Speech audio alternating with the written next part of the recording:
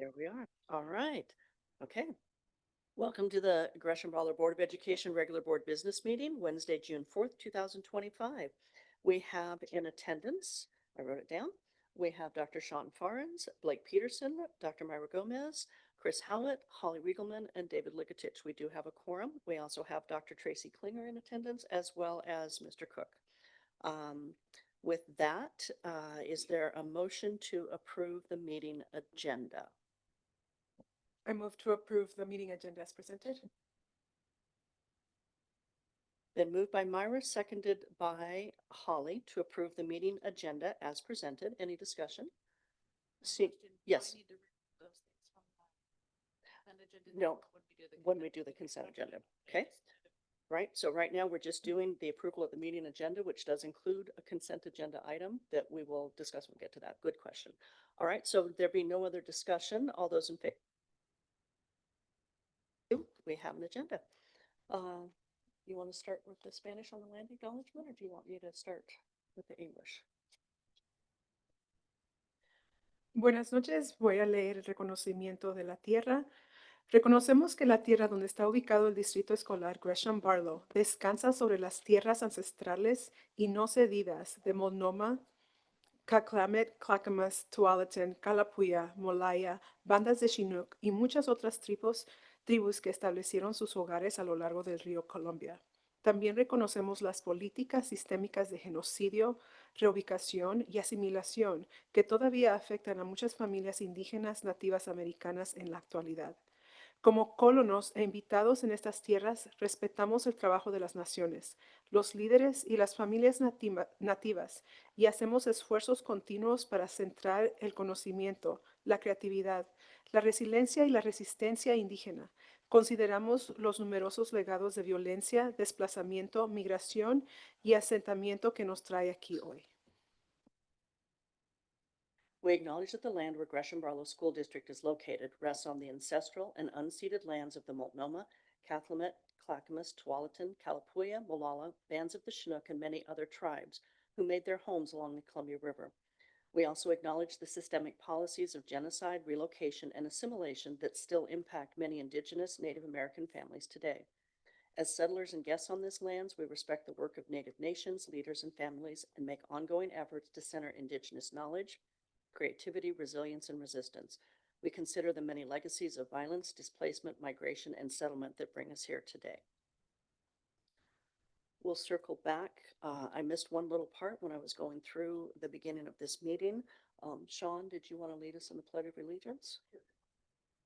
Stand if you choose.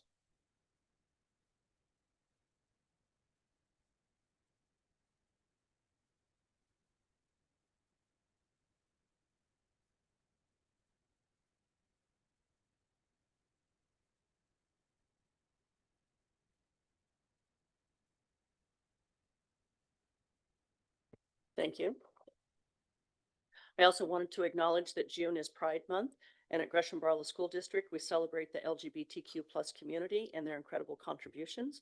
All students, staff, and families belong here, and we're committed to fostering a diverse and inclusive environment where everyone feels valued and supported. We have one public comment that has been submitted to us this evening. That public comment is Jamie Justice. And if you are in the room, if you would like to present your item, we do have a copy of that the board has. So if you want to come down and come to the center podium and state your name and what your association is with the district for us, please.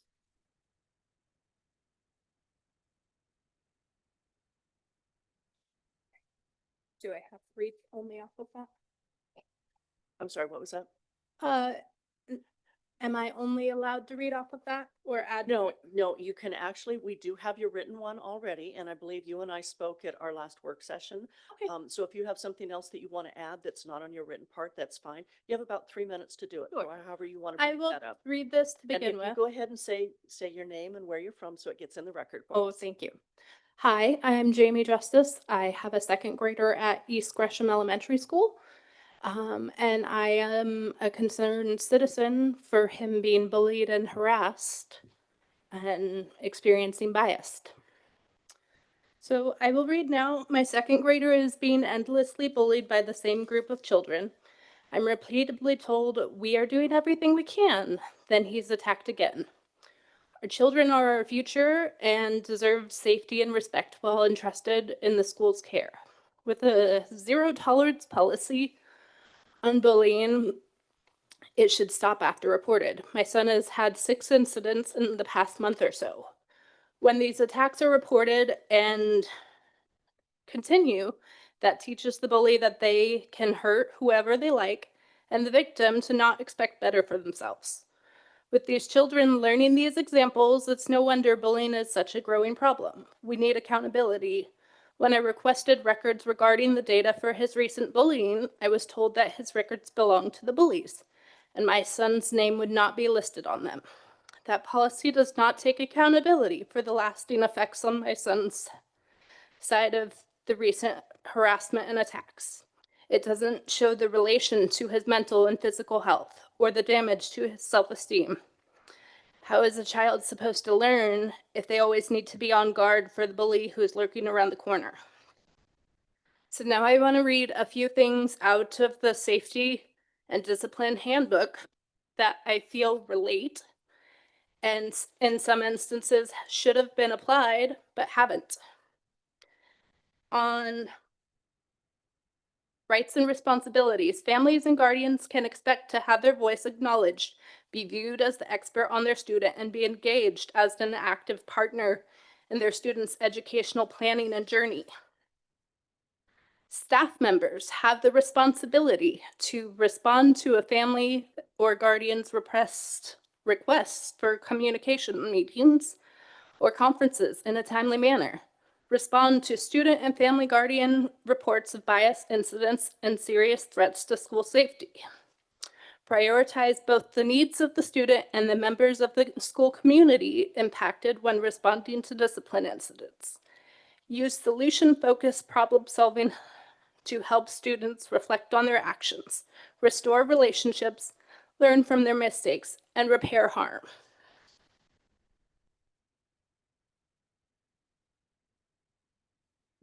Then, state and district policies. Every student belongs. There should be immediate response to bias incidences. Assess and prioritize the physical and emotional safety of all students and/or adults directly impacted by the incident, as well as the students in the larger school community likely to be impacted by the incidences. Recognize the experience of all persons impacted. Acknowledge the impact. Commit to taking immediate action and prevent further harm. Investigate the incident and ensure communication protocols provide all persons impacted with information relating to the investigation and outcome as outlined in state administrative rules.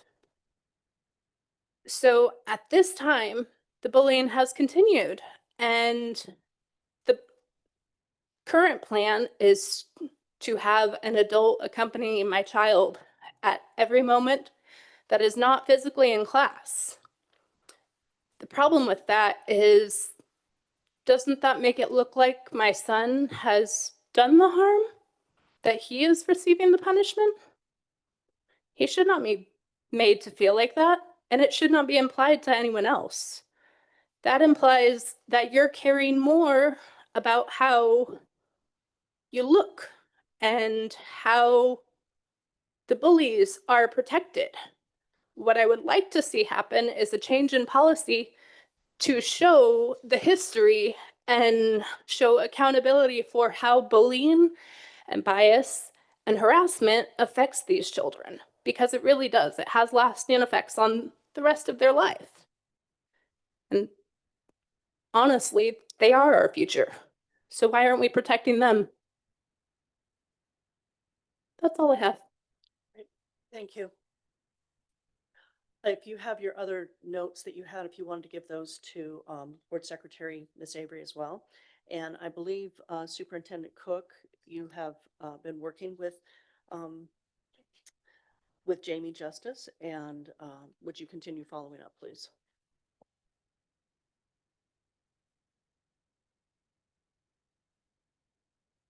So next up on our agenda is the consent agenda, and the items that are in our consent agenda are minutes from the regular board business meeting on May. Okay, nope, I lost track of what date it was.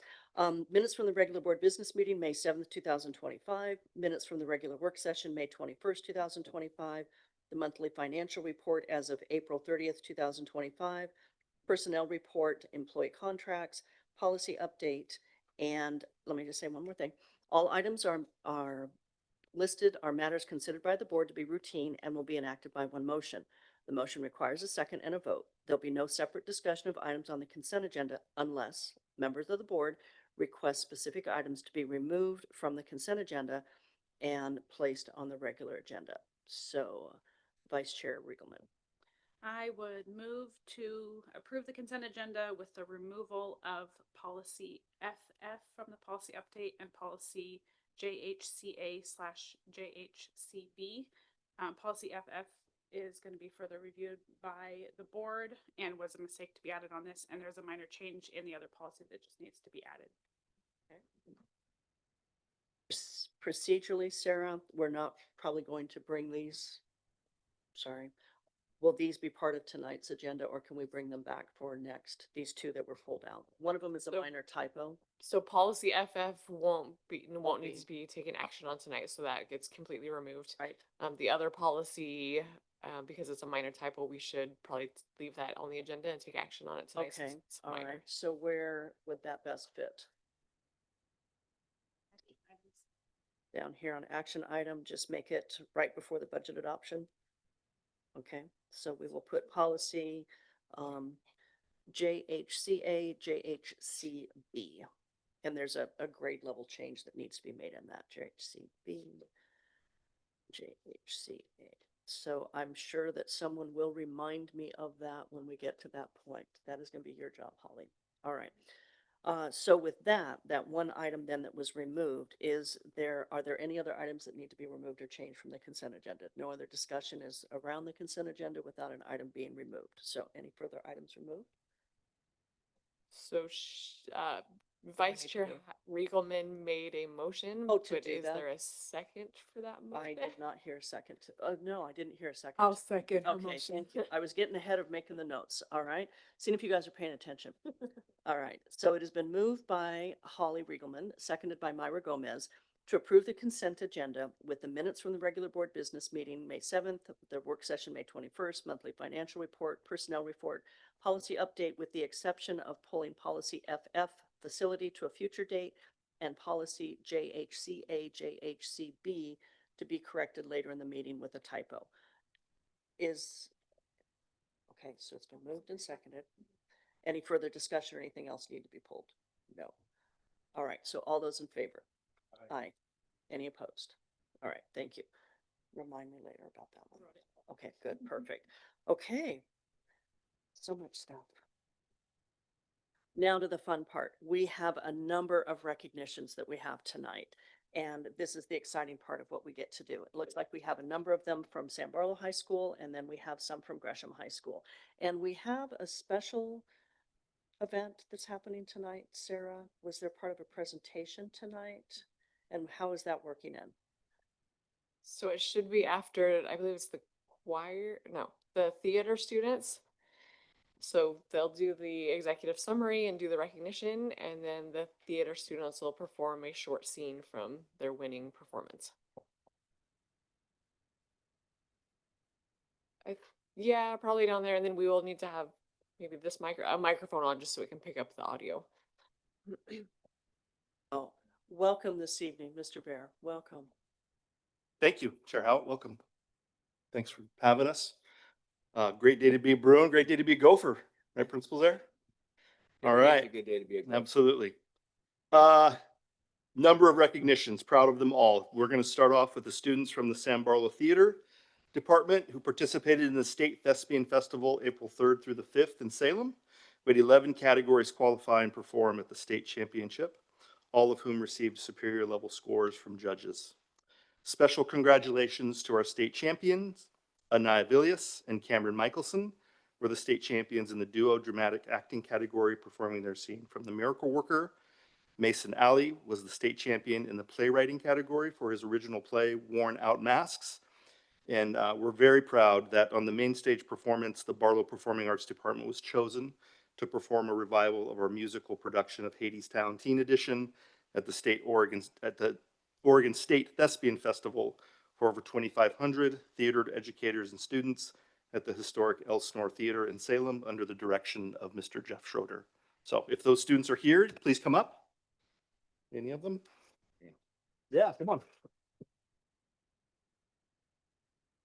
You too, Jeff.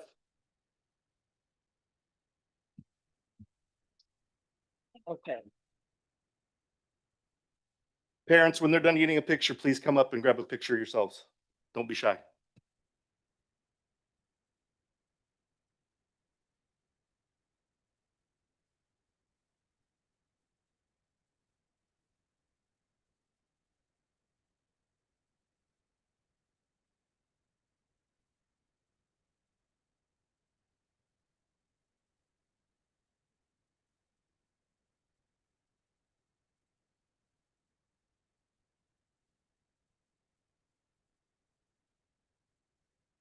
Any parents, come on down. Everybody want a picture? There they are. Yeah, come on.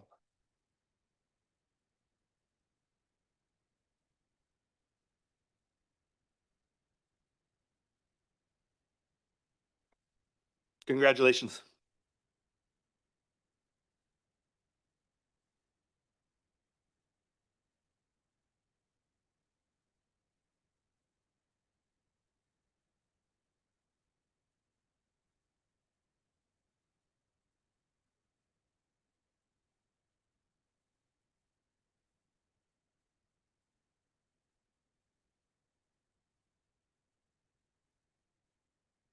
Our student performers.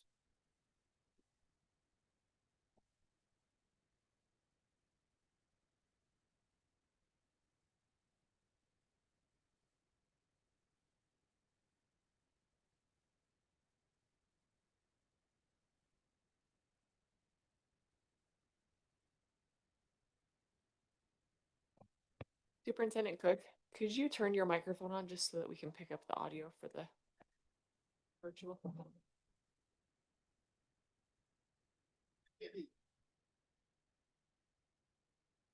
Hello, my name is Anaya Villius, And I am Cameron Michelson, and we'll be performing a scene from the musical. written by William Gibson, I will be portraying Helen. and I'll be portraying Annie. Thank you.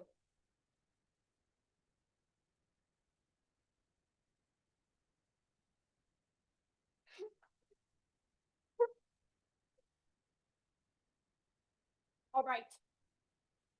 Pump. No, she's not here. Pump.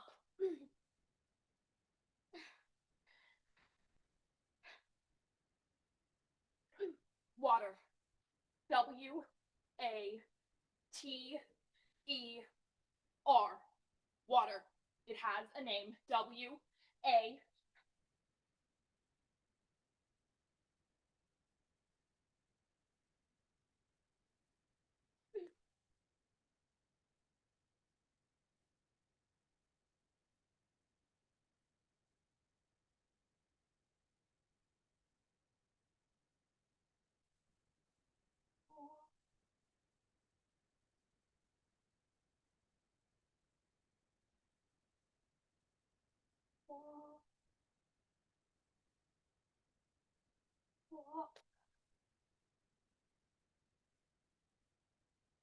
Yes.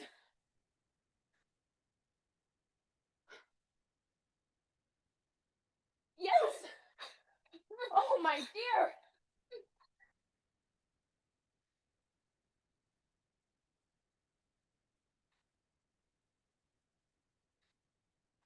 Ground.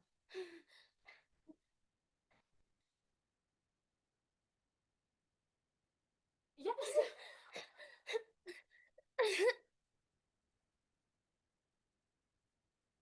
Tree.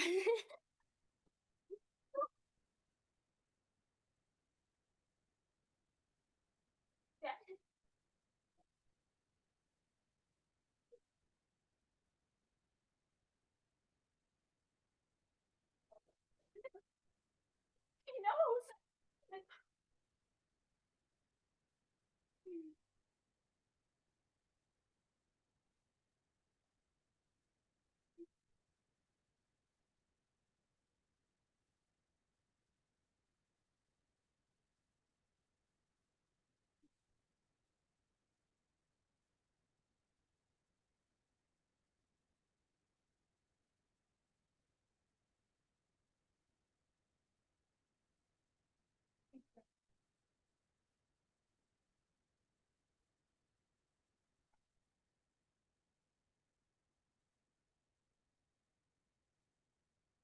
Yes.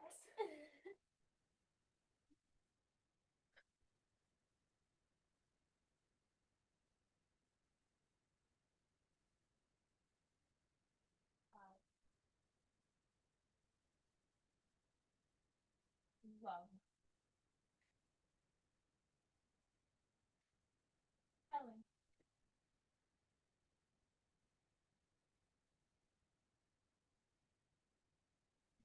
Forever and ever. Thank you.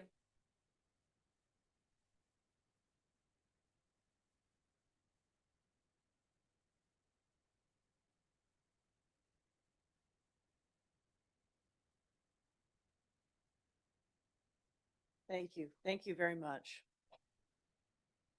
Remember, Barlow, when you win your Tony Awards or Academy Yeah. Awards. So I just want to double check, Mr. Bear. Would you and Principal Zaire like to alternate? We've done that before, or you're just going to do your show and then he'll do his show? You guys work it out. Just let me know how you want to go. There's your answer. Next up, Mount Hood Community College High School art exhibition occurred on Thursday, April 10th. Barlow represented well and came home with the best in the show for that particular event. Eric Dinsmore received first in composition use of elements. Tate Chamberlain received second in composition and use of elements. Zoe Taylor received honorable mention, and our own Chloe Bradley received best in show for that art exhibition, all at the direction and with the support of Amanda Gibson, our sole art teacher at San Barlow High School. So congratulations to those four. If you're here, come on down.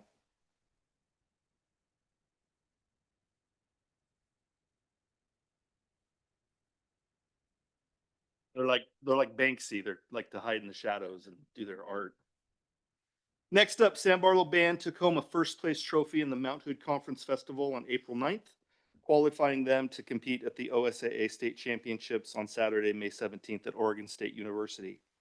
San Barlow Band students represented our school at the OSA State Solo Contest and the OMEA State Small Ensemble Contest on May 2nd and 3rd as well. Senior Weston Glover placed second in state on the French horn. Junior Emma Nuttall placed second in bassoon.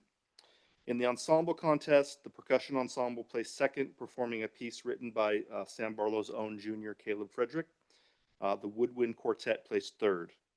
The following musicians all received all-state recognition: Josh Asplund, Charlotte Bumgarden, Emma Nuttall, Weston Glover, Michael Rapine Haynes, and Emma Nuttall and Weston Glover were named all Northwest musicians. If any of them are here, please come up.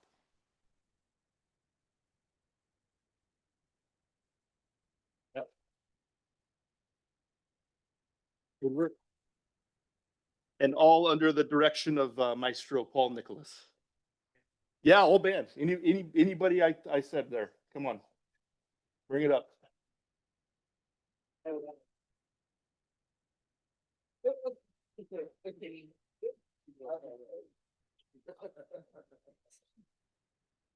have the tallest.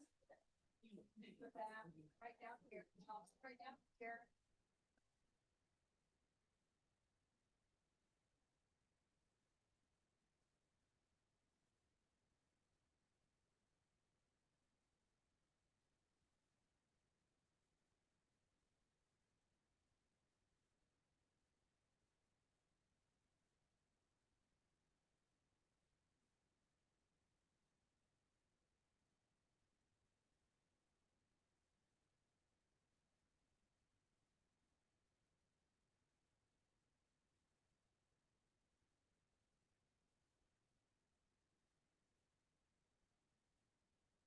Yeah, parents, come on up.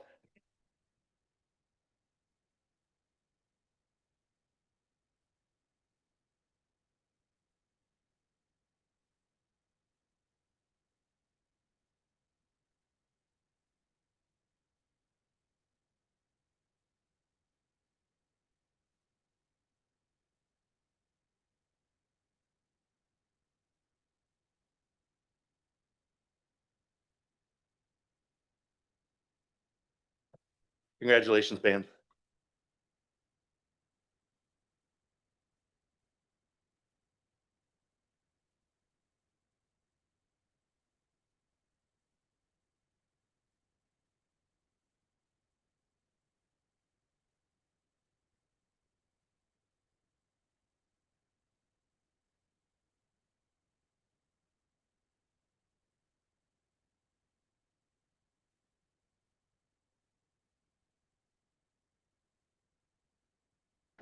All right. All right, rounding out our state domination of fine and performing arts. The San Barlow High School Concert Choir took home a first place trophy in the Mount Hood Conference Festival on April 8th, qualifying them to compete at the OSA State Championships on Saturday, May 10th at Oregon State University. The district champions are first place Barlow Sound Large Mixed Ensemble, first place Barlow Sound Large Tenor Bass Ensemble, first place Cameron Michelson Soprano, first place Josie Williams Mezzo Soprano, and first place Spencer Nyhorn Tenor. This qualified them for the OSA State Solo Competition and the State Chamber Competition on May 2nd and 3rd. Junior Josie Williams placed third in the mezzo soprano vocal category. The following students also received all-state recognition: Kiki Briggs, Jackson Hamilton, Alec Moffitt, Nico Spillett, Alex Swartz, Spencer Nyhorn, Anaya Villius, and Josie Williams. Congratulations, choir. Come on up.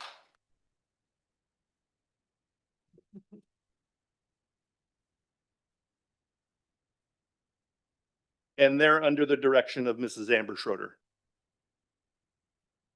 Couldn't make it tonight.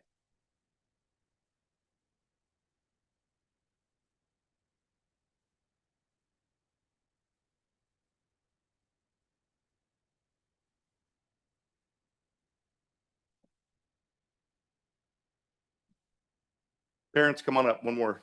Choir.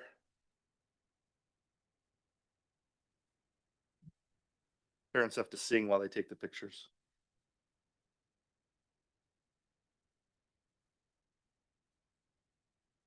Congratulations, choir.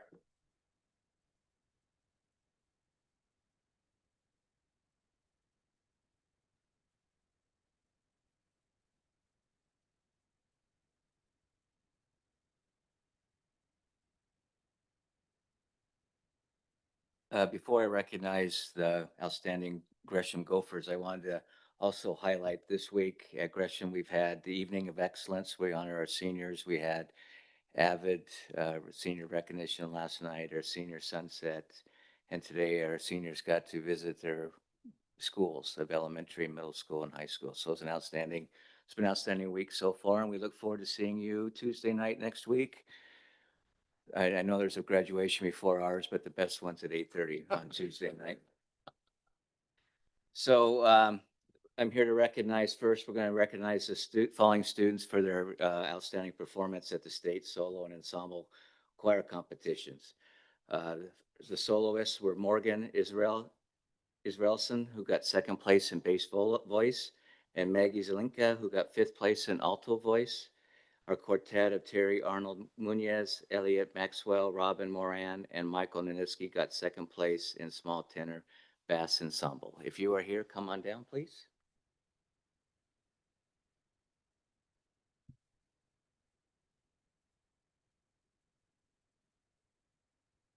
I think they're busy. We have other things going on too tonight. So the next is I want to recognize our league champion softball team.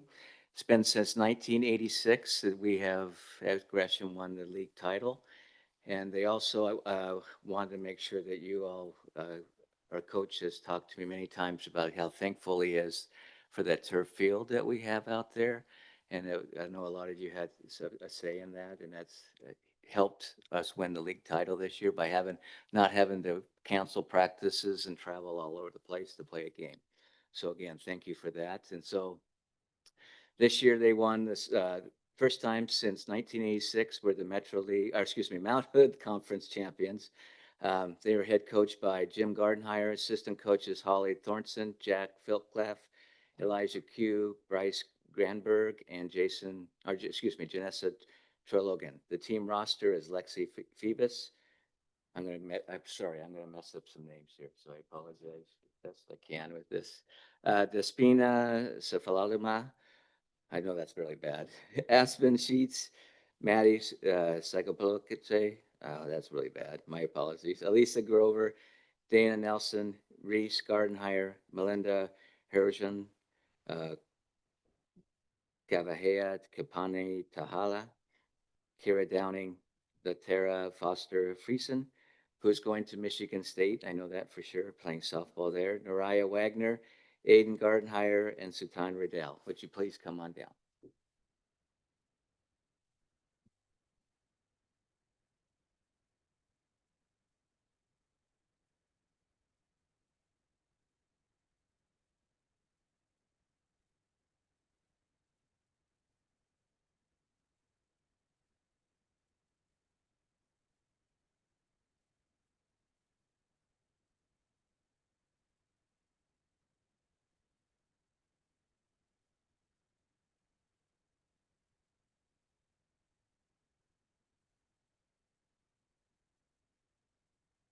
So parents, come on down, get some pictures, please.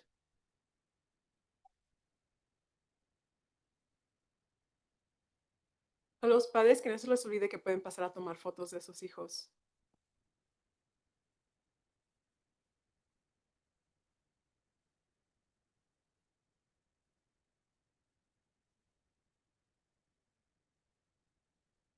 And again, I apologize for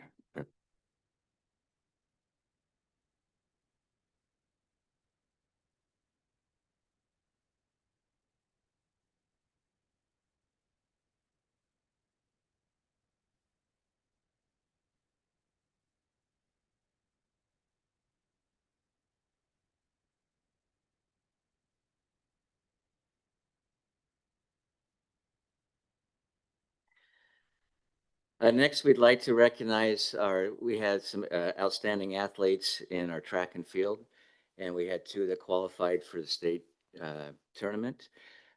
Sophomore Mark Tabiolo was the Mount Hood Conference champion for boys shot put, and he was a state qualifier. I believe he was in the top 15. And then junior Paula Reese also earned a position as a state qualifier for girls discus, also in the top 13. Our 15, they are not going to be here tonight because we have our track and field banquet. So I wanted to make sure they're recognized anyway. So thank you. All right, thank you.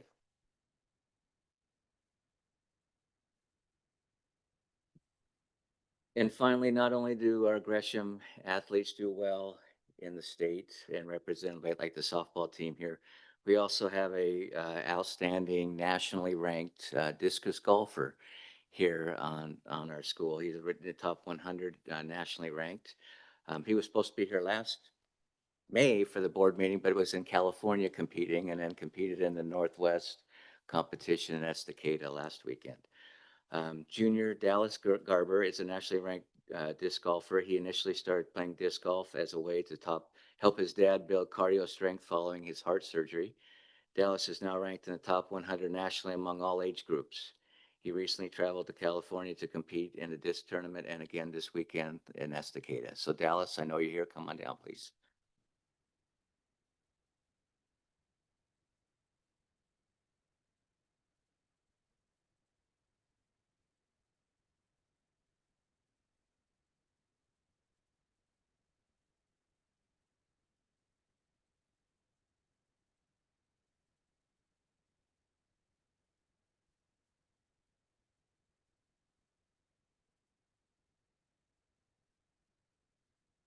Oh, look, we have a parent here. Take a picture.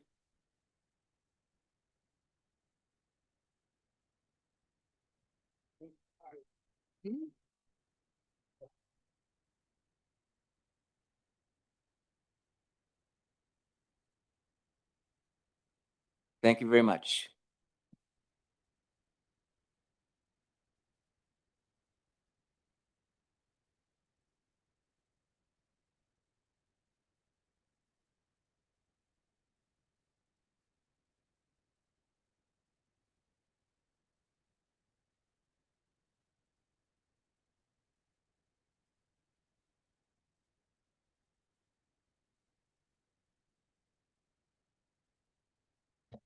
All right, so next up is our, let me get it right here.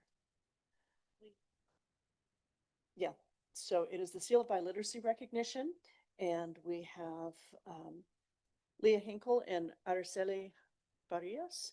And what we'd like to do, because there's a number of kids that are in both Gresham High School and Barlow, we'll do one group at a time rather than having all the kids up at one time. So, and we have one from Springwater Trail. There we go, doing that. So who wants to go, how do we want to do this, guys? Start with just Gresham High School, go down that list? Okay, all right, so Gresham High School kids.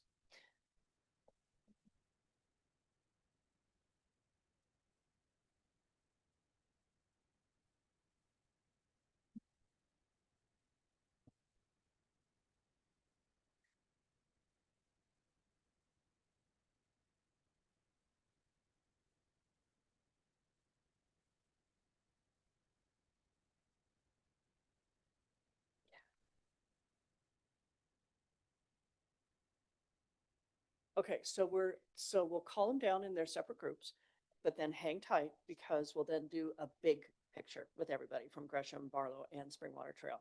Okay? So we'll start with the first group, get them down there, and then they'll just kind of hang on for a second, and then we'll get the second group and third group, and then we'll put them all together and do a great big picture. All right? Okay. Students completed a rigorous language assessment where they were tested in the areas of listening, speaking, reading, and writing. Students excelled in the following languages this year: Dari, Farsi, Kinyarwanda, Oromo, Portuguese, Romanian, Russian, Spanish, and Ukrainian. When this presentation was submitted to the board, 42 students who are graduating had met the Oregon State Biliteracy Seal proficiency level criteria of intermediate high.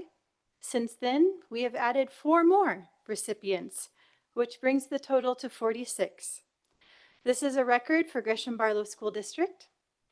The recipients are a combination of students who tested this school year and also in past school years. They have also met all other graduation criteria and will now receive the biliteracy seal on their diplomas. It is with great pride and excitement that the administration recognizes the valuable asset that these students' linguistic abilities represent for themselves and the community. Their ability to fully communicate in at least 2 languages truly puts them well on their way to becoming culturally responsive graduates who will thrive in an ever-changing global community. Underclassmen who tested will continue to have their scores banked, and they will be candidates for the Oregon State Seal of Biliteracy in the future. Due to increased access, promotion, and recruitment, each year more and more students are participating in testing. Students communicated that they were proud of this accomplishment and were excited to share the results with their families. Buenas noches.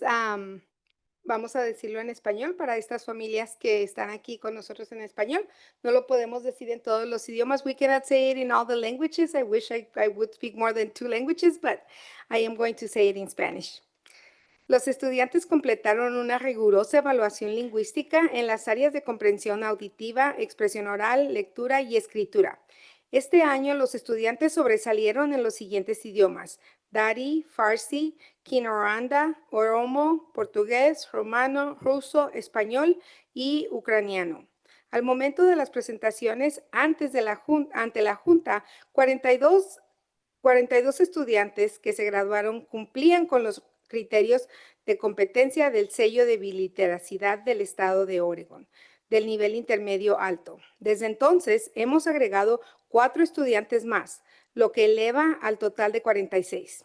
Este es un récord para el distrito escolar de Gresham-Barlow. Los estudiantes que se graduaron son una combinación de estudiantes que se presentaron a la evaluación este año escolar y también en años anteriores. También cumplieron con todos los demás criterios de graduación y ahora reciben el sello de biliteracidad en sus diplomas. Con gran orgullo y entusiasmo, la administración reconoce el valioso valor que representan las habilidades lingüísticas de estos estudiantes para ellos mismos y para la comunidad. Su capacidad para comunicarse plenamente en al menos 2 idiomas los encamina a convertirse en graduados culturalmente sensibles que prosperarán en una comunidad global en constante cambio. Las calificaciones de los estudiantes de primer año que se presentan a la prueba serán tomadas en cuenta y serán candidatos al sello de biliteracidad del estado de Oregon en el futuro. Gracias al mayor acceso, promoción y reclutamiento, cada año más estudiantes participarán en las pruebas. Los estudiantes expresaron su orgullo por este logro y su entusiasmo por compartir los resultados con sus familias. The following students will receive a medallion to honor their biliteracy from Gresham High School. And we would like Dr. Mayra Gomez, and if you can help us.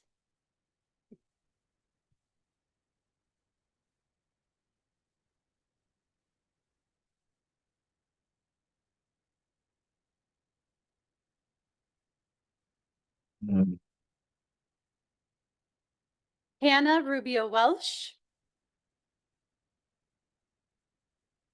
Estela Dominguez Calderon. Gabriela Martinez Gonzalez. Citlali Villanueva Cervantes. Ashley Camarauk. Leonel Marin Sanchez. Jesse Perez Gonon. Anthony Tejeda. Magali Shanakwa Lopez. Ivani Ingavire. Esmeralda Murillo Montes. Yesenia Reyes Tejeda. Sofia Lopez Alvarez. Kayla Gonzalez Salazar. Gabriel Ferreira. Elideth Vera. Jorge Picasso. Leon Costin. Moise Shaka. Jermaine Uwase. Dalia Tomas Sebastian. Oscar Farfan Lemos. Jorge Garcia. Osvaldo Chacacano. Emily Granados. Diego Asensio Rodriguez. Aileen Luna Torres. Francisco Martinez Ventura.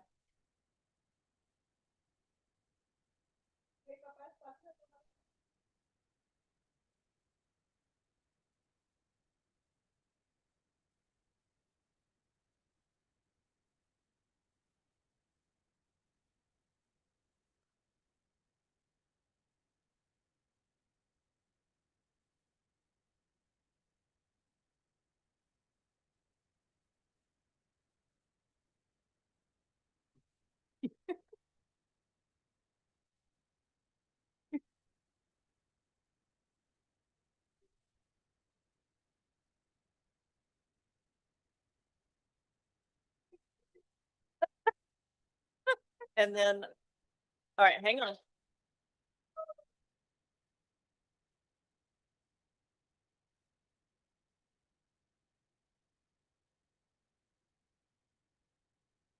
And then if you guys want to just kind of stay close in over there for a second while we call up the Barlow kids and the San Barlow, or sorry, San Barlow and Springwater, and then we'll do one great big group picture. So, yeah. Okay, perfect. Thank you. That works. The following students will receive a medallion to honor their biliteracy from Sam Barlow High School. Alexis Avalos Ruiz. Brazzi Bautista. Stefania Virchea. Victoria Camacho. Fatima Shanakwa Ruiz. Emil Drosta. Yareli de Jesus Galindo. Ruby Garcia Vasquez. Weston Glover. Susana Heredia. Christian Manaring. Itzel Mendoza Romero. Marisol Romero Ruiz. Magali Santos Guzman. Guadalupe Silva Ruiz. Mariana Villalta Ramos. Hadia Zia.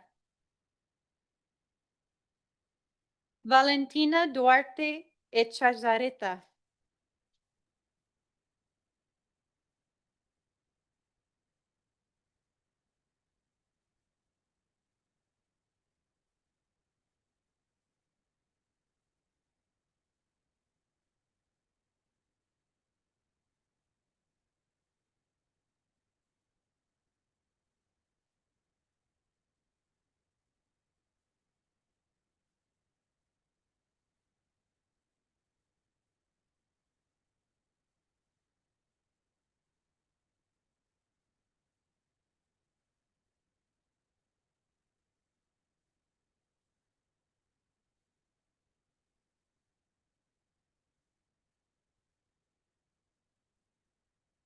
So same thing, stay close, guys. Stay close so that we can take another, we're gonna take another picture in just a second.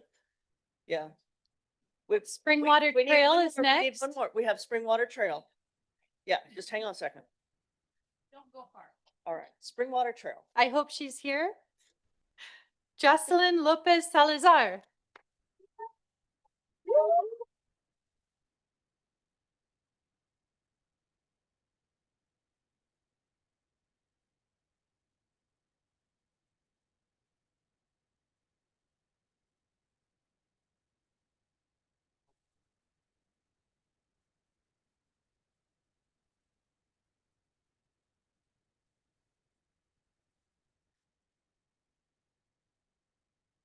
All right, now we're gonna bring everybody up that has, oh, hang on, we got one more person. Okay, principal and the mom. All right, now.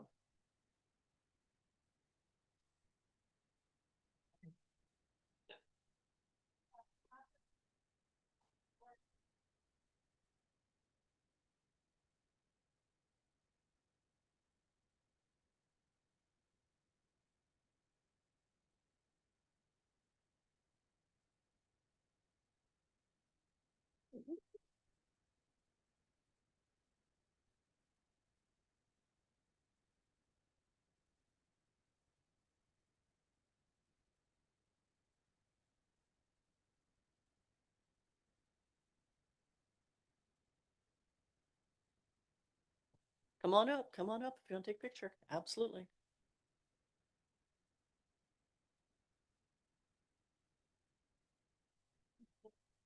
Mhm.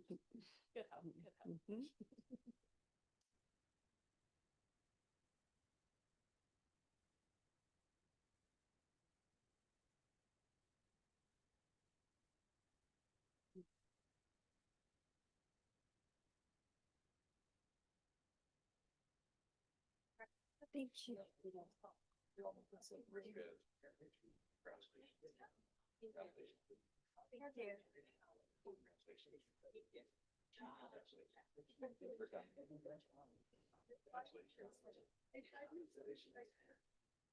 Yeah, yeah, yeah. Yeah, true. That is one of, is that one of our biggest groups that we've had? They said it was the biggest. Yeah, yeah. So, all right. So we have one more recognition that we're going to do, and then we'll take a break. Our next one is a recognition of our dear board member, Dr. Myra Gomez, who is leaving us. And I'm so excited for what you're going to be doing, but going to miss you tremendously. After 7 years of service, Dr. Myra Gomez's term as a member of the Gresham-Barlow School District Board of Directors ends June 30th, 2025, although it doesn't end, does it? It does end because you're, Yeah. but you're leaving also. Yes. Yes, yes. In recognition of Director Gomez's service on the board and her dedication to the patrons and students of the district, a presentation will be made during the board meeting. So I was going to open it up for a few comments about Myra, and I could certainly lead it or just quick things. And then I would like a whole picture with the board with Myra. We have flowers for her as well, but I'd like to have a full picture. So I'm just going to put Sean on the spot and start with Sean. Awesome. Yeah, this was going to be part of my board update, but I'll do it early. Myra, thank you so much for your service. It's been awesome serving with you. I love to hear your perspective, and it's great. Sometimes you challenge me, and so it's good. And I wish you luck in the future up there in the Seattle area. I think, right? Doing yeah, somewhere up in that general area. Serving kiddos up there. So thank you so much. I'll pass. No, I'm just kidding. I'm not gonna pass. Myra and I joined, I was only on for about a year, so we were babies on the board growing up together a little bit. And just what Sean said, the way you made me better, you made this community better, you made the district better. And we've went through a lot in those 7 years that you were here. I'm gonna miss you not just as a colleague on the board, but I'm gonna miss you as a neighbor and community member. Gresham is worse off for losing you, but very happy for your future. I'm not gonna say anything in Spanish. David? New Orleans was fun. No, we learned a lot. It's been a pleasure serving with you, and I know how big your heart is for this community, and you have a great opportunity to bring the same thing you brought here to your new community.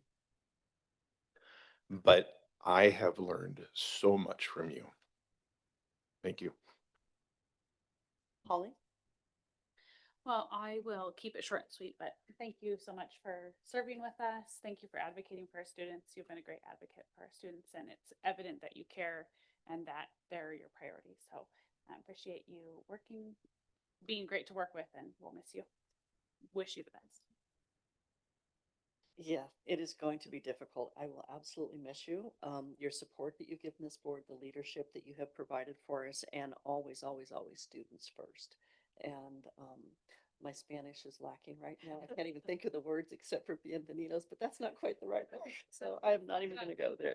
Gracias. I know it does. I know it does.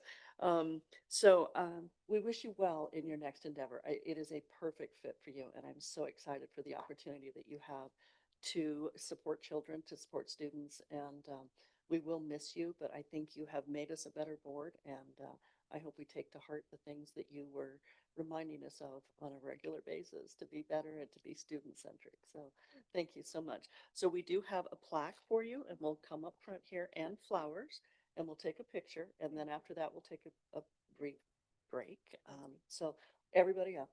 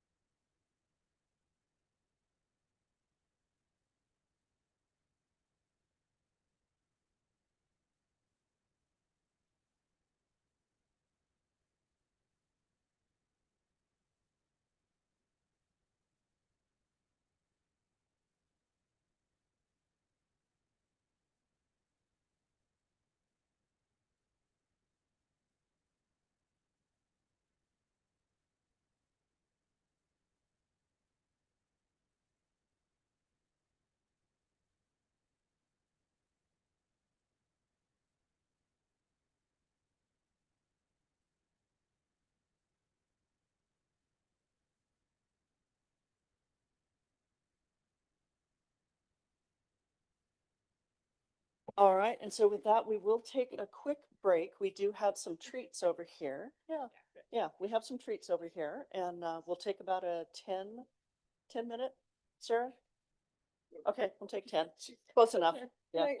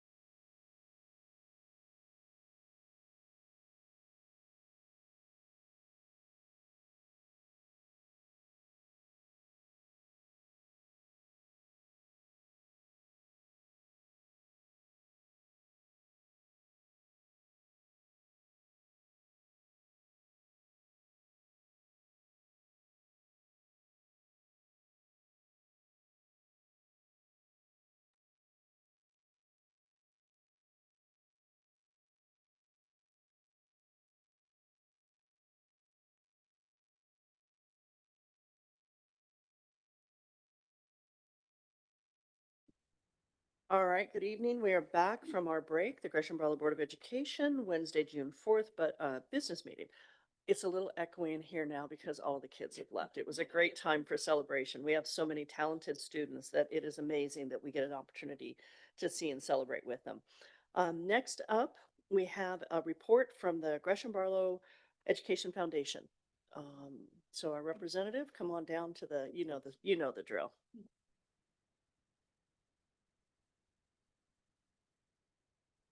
Good evening, Board. Thank you very much, Superintendent, for allowing me to be here tonight. We are very excited. The Gresham-Barlow Education Foundation has finished its year, and we have funded 16 grants, totaling just a hair under $62,000 that we funded for this year. This is up from last year of 36,000, so that's always nice to be able to give more money back to the school district. So we're excited about that. We're also excited about, we have a brand new website that we are just getting ready to roll out. We got a sneak peek yesterday of it. And so it's going to be really exciting for us to be able to talk about what we do and also talk about the school district. So last thing, we have our golf tournament. So this is our 30th anniversary golf tournament. It's this year, August 18th, Monday up at Persimmons Country Club. All-day event. We're really looking forward to it. So yeah, should be another great, fantastic year. Thank you. Thank you. All right. Hey, Justin, are you still looking for any, I don't have anybody in mind, but sponsors or golfers for that? Yes, yeah. So the registration will open up here probably this next week. Be online for all sponsors and golfers to register. So yeah, we'll have two. So we do a morning tee time and an afternoon tee time. So 72 golfers in the morning, 72 golfers in the afternoon. For the past several years, we always fill it with golfers. Not always, but we get it pretty full. But we always like new golfers and sponsors too. So, sorry, I forgot about again, we secured for a second year in a row our title sponsors for student. So we're very excited to partner with them. And, but yeah, we are looking for more sponsors, business sponsors, or anyone who wants to do it. So yeah. Thank you. Oh, go ahead, David. I want to tell you this before I don't see you again. My plan was to be there the entire day, but due to a business opportunity, I would be out of state. Okay. So Not a problem. We look forward to it. Thanks, guys. Thank you. Thank you. Next up, we have updates from the superintendent and district leadership. Superintendent Cook. Thank you, Chair. Not to derail or cause any political headaches, but I was going to propose to move the Education Foundation monthly meeting away from the district office because I hear that there were some comments made about our golfing talent from the district office in the meeting yesterday. I don't want to put people on the spot, but yeah. All right. All right. Before I get into my prepared comments, I added a little bit tonight just to make you guys aware of something. I want to take a minute to recognize some outstanding work done overnight last night. Powell Valley Elementary School experienced some plumbing challenges during the day yesterday, significant ones, and it kept rolling, getting bigger and bigger during the day. As we transitioned into the evening, our facilities crew, Terry Taylor and Alan Krapser in particular, began to realize the challenge was bigger than we thought. And there was a real chance we were going to have to close school today. These are all those behind the scene things that people don't see. And it ended up being tree root intrusion that caused the cement pipe to just finally fail. And it was 200 feet down the line. And like I said, if we couldn't fix it overnight, school wasn't going to open because we just didn't have the plumbing. Terry and Alan always know who to call and brought in the big trucks, and I mean the big trucks overnight, to make sure we could excavate, dig, put in new pipe. And all of that was done all night long. So by 5:15, we knew that we could make a decision to go to school, and nobody knew the difference. But I wanted to make sure Terry and Alan were mentioned tonight because they are today. Oh, well, yeah. Apparently Sarah helped out too. She was waking me up every 2 hours with text messages about what the status was. And that's accurate too. Every 2 hours, Sarah, you're waking us up. But that's those things that our facilities crew, no matter what, they are always there, particularly when we need them in times like this. And they got it done last night, and they deserve that credit. So I want to make sure that was said today. The next up for my comments tonight, and they are a little longer than normal, is welcoming a few new administrators. First, Michael Sweeten, who is here tonight. Michael. All right. Michael has accepted the position of Executive Director of Human Resources, replacing Dr. Angela Freeman, who is leaving us to lead Portland Public's HR team. Michael brings a diverse background to the district, including experience as an elementary school principal, a dual language immersion instructor, and a career that began as instructional assistant. So Michael, welcome aboard. Wanted to make sure you had that opportunity. Diane Santos is not here tonight, and she was here with us for a temporary contract this year. She is going to continue as our Program Director of Pathways and Extended Programs. This year, Diane was on a temporary contract and is now transitioning to a contract status. Before coming to us, she was the Director of Teaching and Learning at Open School East. She also served for 1 year as interim principal and as an instructional coach. She has been instrumental in facilitating improvement in our high school CTE programs and has been a valuable member of the instructional leadership team this year. And that's a very accurate statement. We're very happy to have her permanently.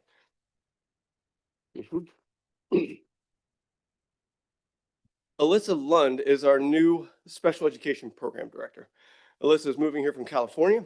She couldn't be here tonight, but she actually might be online. We talked by email a bit. She also brings extensive experience in special education teaching and leadership, including alternative education programs that support intensive behaviors and district leadership experience, and she teaches at the university level. And in the interview, having my special ed background, I was able to dig in a great deal. She is an expert. Is she online? Welcome, Melissa. Can't really see you. Pete Bejarano, who had to go to California because a death in the family, is not here tonight, but he is going to assume the new role as the Director of Finance. Pete has been with us for 5 years, serving in several roles, including Director of Accounting. Prior to that, he served as an auditor for public and charter schools, as well as a federal fund grants auditor. Pete has also been an OASBO mentor trainer for the past 2 years. So we're welcoming Pete into that role. Go ahead. Becky Watt, who is here, will be the new Director of Accounting. Becky has experience in the private sector, including several years as an auditor. But while working on her post-baccalaureate in accounting, she became acquainted with Pete and Margaret, who convinced her to come here. And you can blame them later. All right. She has been with us for about 3.5 years and is excellent at her work as well. So welcome aboard. Tracy and I have talked. We try never to talk to each other, but it happens during the day. We are extremely excited about the hires this year. So, and then I didn't get the opportunity to say this before. Director Gomez, so you're next. All right.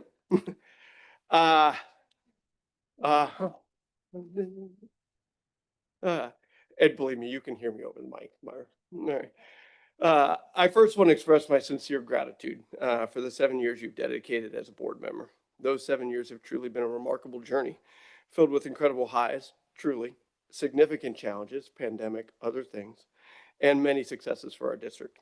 I still vividly remember our first meeting in 2010 when I became principal at GHS. I made it a point to regularly visit your classroom because I was concerned. You put in whatever word you want behind that. All right.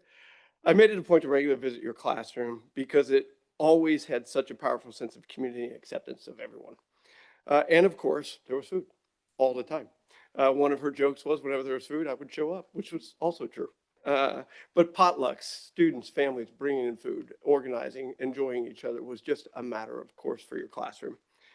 It's clear that those core values of community and acceptance have remained a guiding force for you, and I have no doubt they'll be a significant asset in your new endeavor in Washington. We will certainly miss your presence here, and our entire community will undoubtedly feel the absence of your unwavering dedication and service. Thank you very much.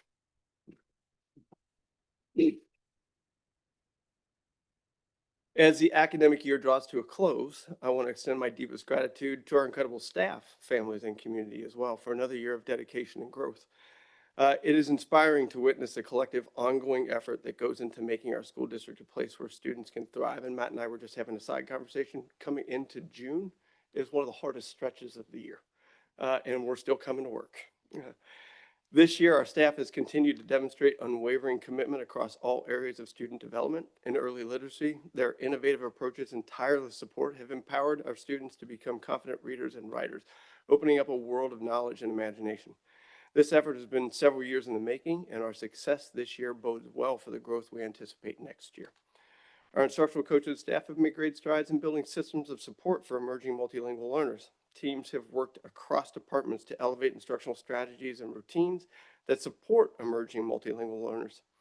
This system includes additional support interventions aligned to core instruction, opportunities to access academic instruction more fully, and we are starting to see those results. Saying that in a paragraph does not do justice to the amount of work and detailed work that goes into making that happen.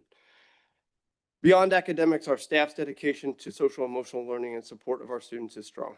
They have worked hard and will continue that effort to create nurturing environments where students feel safe, valued, and understood. Their compassionate approach has also extended to our families, offering crucial resources and strong partnership that strengthens our entire community. This summer marks a significant transition for our district as well, as we prepare to welcome our new superintendent, Dr. Tracy Klinger. We are incredibly excited about the vision and leadership she has already brought and will continue to bring to the GBSD. We wish her the best as she transitions into her new role in July. I promise for the first board meeting, I won't come in my shorts and a t-shirt. Okay. All right. We look forward to working together to continue building our successes and achieving greater heights for our students and community with you.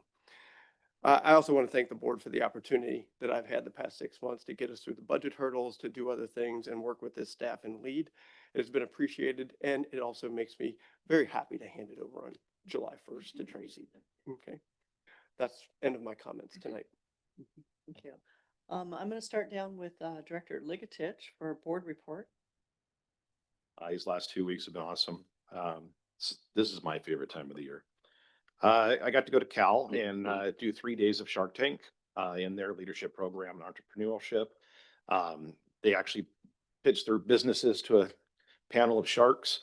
And I'm in business, so I loved it. One of the kids was doing a mobile detailing, and he had $400 of his $700 to start his business. And he had said something in there that he was starting this business to help his parents pay their bills.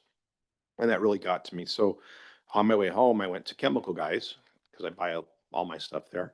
And I went up to the manager and I said, hey, here's this kid and what he's trying to do and all that. And he just needs $300 more. And I walked out of there with, I think, $500 worth of product and classes for him. So he can go and take classes and learn all this stuff. So that was awesome. And there's a gal that pitched a business that she is onto something. And I got her with one of our community business members. She has a great idea. I've never heard of it before in my life. And I even Googled it and I couldn't find it. I went to Calibration, which is Cal's graduation. Very fun. And they get that done in an hour. It was on point and it was awesome. I also went to the Life Skills graduation and celebration for Devin Vang and Angel Lavuna Maria Washington. What's that? Angel, which was awesome. Also, just they put on a really good graduation for them. I was at the GEBA meeting this last Tuesday at 7 in the morning. That's yeah, but we were all awake and talking about some of these golf skills. Yeah. No, I didn't bring it up. I went to the senior picnic today and I joined Mr. Bear and we played security so none of the kids would go to downtown Gresham. And believe me, they tried and they had some very, very good, impressive ways of doing it. But I will tell you, none of them got past us and they all got on the bus. So that was that I know of. Yeah. So that was my last couple of weeks.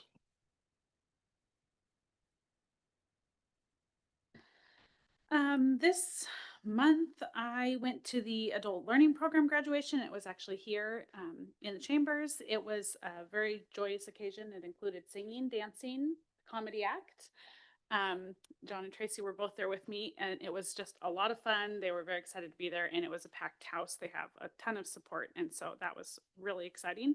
I also went to the Evening of Excellence at Sam Barlow, and just got to honor and congratulate our students for all of their successes. They got awards for NHS and the Seal of Biliteracy and DECA competitors, CTE completers, and a whole slew of scholarships were awarded to our students. So that was really fun to just see those students thriving and excelling. Today was the last day for seniors. I have a senior, so that hits home a little bit different this year. I was able to go to the grad walks at a couple of the schools today, and that was a lot of fun. It was most exciting to hear their comments as they came out of the elementary buildings about how the halls are so small. And I'm like, they're the same size. You just got much taller since you've been here. But that was a lot of fun to see them and see them recognize their elementary teachers and give hugs and take pictures and all of that. So that was really fun. I just want to remind our seniors to enjoy these moments and just be proud of themselves. And then graduation's on Tuesday for Barlow and Gresham, and I will be at one of those graduations. And there's one more week left, staff and students. So let's finish. Thanks. Sean? Go down, Sean. All right. I'm just Yes. First, I want to call out one of our programs did not get recognized tonight. And it was the Barlow girls flag football program that won state.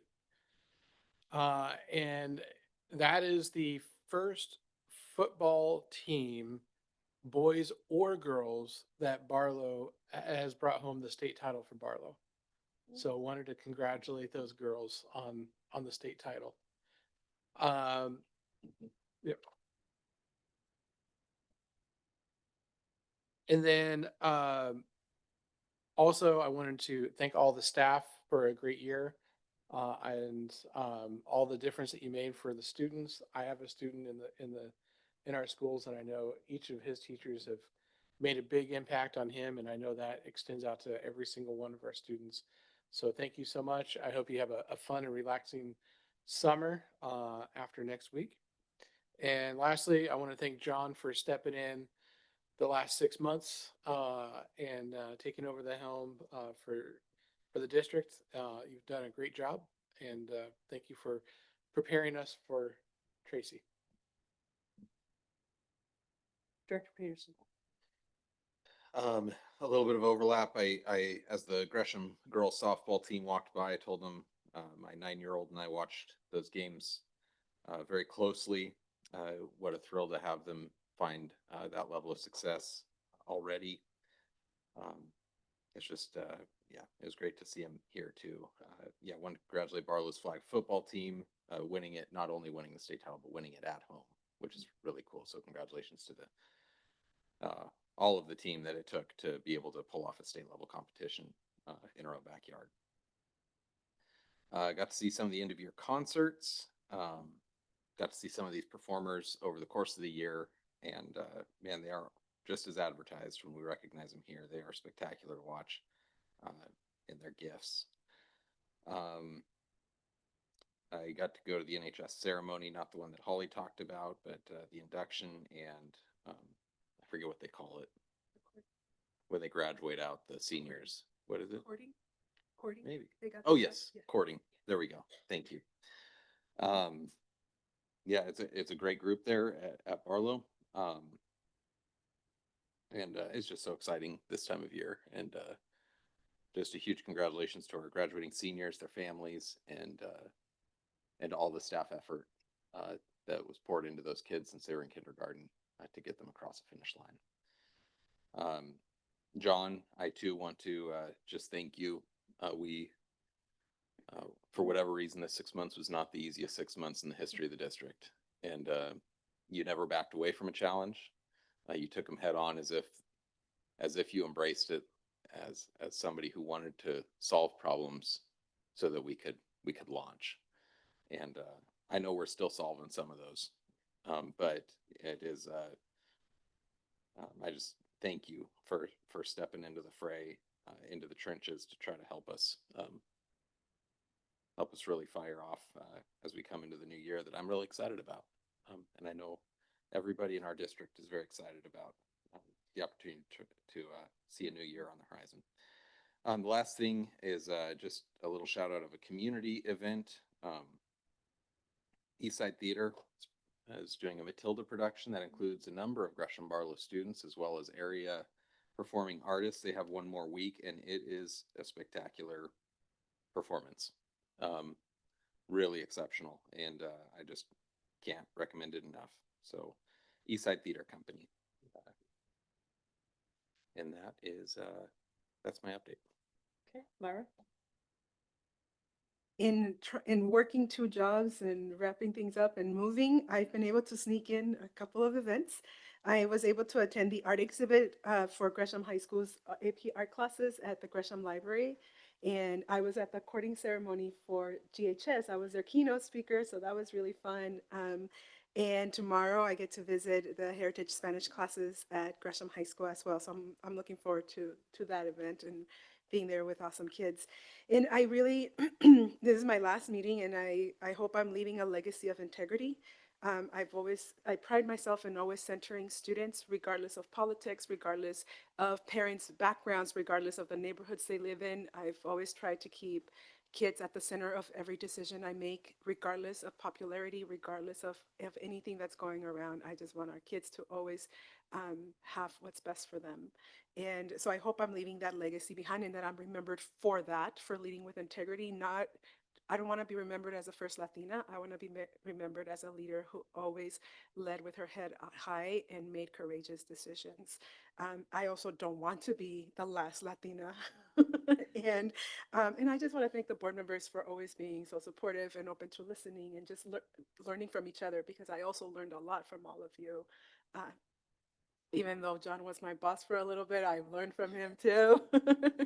And I'm going to miss teasing you. I'm definitely going to miss having you around for that. Who am I going to tease now? And and Tracy, like, I am so looking forward to everything that you're going to do and continue doing for our district. I mean, I still have a kid here. She's a sophomore at Gresham High, so I will be checking to see what's going on. And I'm just looking forward to everything that you're going to do. And I've enjoyed working with everyone in our district office, everyone from Jeff to Angela to all of you, all of you. I'm going to take all of you with me in my heart. So thank you so much for all of your support and for all the learning that you've provided me. Okay. You know, I probably should have gone first, because as everyone was talking, I'm like, oh yeah, and I did that. Oh, I'm going to add that. Oh, so we've got about 45 minutes and I'm going to go through my stuff. I do want to say, I know that we don't do recognitions across everyone that's leaving, but I did want to call out, I'm going to miss Dr. Angela Freeman. She and I had a lot of time that we spent together in bargaining, and I had an opportunity to talk with her, converse with her, and just realize that I am really going to miss you a lot when you go to Portland. So thank you for the work that you've done for our district and for the work that you did to support the board as well. So thank you so much. Dennis Clegg, you're moving on. We've got Peter coming up behind, and I think you've left a good scenario for him, and so that'll be well for the board. Probably in a few moments, we'll hear a little bit about Rennie Ferguson. I've spent a lot of years with Rennie, and very sad to see that Rennie is retiring. I can't believe she's that old to do that. That's not possible. And Don Hoya Jackson, again, someone that has given tremendous support to the board, to me, always available to answer my questions, give me guidance and support, and that positive engagement. And I don't think I ever had a question that I asked where she ever said, oh my goodness, why are you asking that question? It was always with love and support that she would help me get through something. So I appreciate that as well. And Mr. Cook, I've known you so long. I don't know. It's like Clear Creek and Gresham High School and here. You just keep following me. So I'm just not quite sure what's going on. What it feels like. So I guess we'll still have you around for a little bit. I appreciate that. And your work this year has definitely been a challenge, and it's a challenge that you rose to. And so we appreciate your service with that and look forward to additional support as we transition to our new superintendent, Dr. Klinger. And so that I'm looking forward to as well. Things that I was able to fit in, I was able to go to the Fab Lab Senior Fashion Show, Heart in the Machine, held over at Mount Hood Community College. Yay, they passed their bond. So it's a double plug. The Cal presentation, the Fab Lab, was amazing. I remember when they first started that Fab Lab, the Fabric Lab. It's part of their CTE program of textiles and all of the things that go into that production, use, and things. It was the highest energy program I think that I have ever seen. And then an opportunity to talk with the kids afterward because of the business that I'm in. I know several of the kids who come and talk to me at my store, and it was really, really fun to see them in their senior project, to see what it was they put forward. And again, very, very creative, very innovative, and just high energy all the way. I attended the, by invitation, the third grade career day at East Gresham. And at first, when I thought, third grade, what in the world are we doing with careers at third grade? I had a blast that day. I wasn't quite sure what I was going to talk to the kids about. They were extremely, we had 120 kids in that room, 120 kids, 47 adults. No, not that many adults. And, but it was amazing. The kids listened. They were respectful. They asked great questions. We weren't sure if we were going to do Q&A because we weren't sure how the format would work.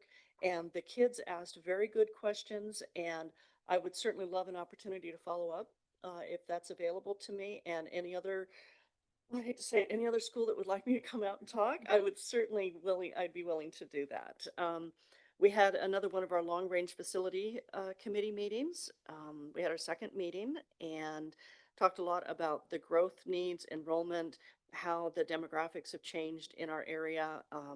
And this, again, as a reminder, is something that we do on a 10-year cycle. And because of where the last ones have been and when I've been on the board, this is actually my third time involved with the Long Range Facility Committee. But I have not been on the board for 30 years because the first one I just gotten on the board. Yeah, yeah, just make that clear. Again, congratulations to Mount Hood Community College for passing their bond. Looking forward to great things coming out of that and the partnership that will continue with that.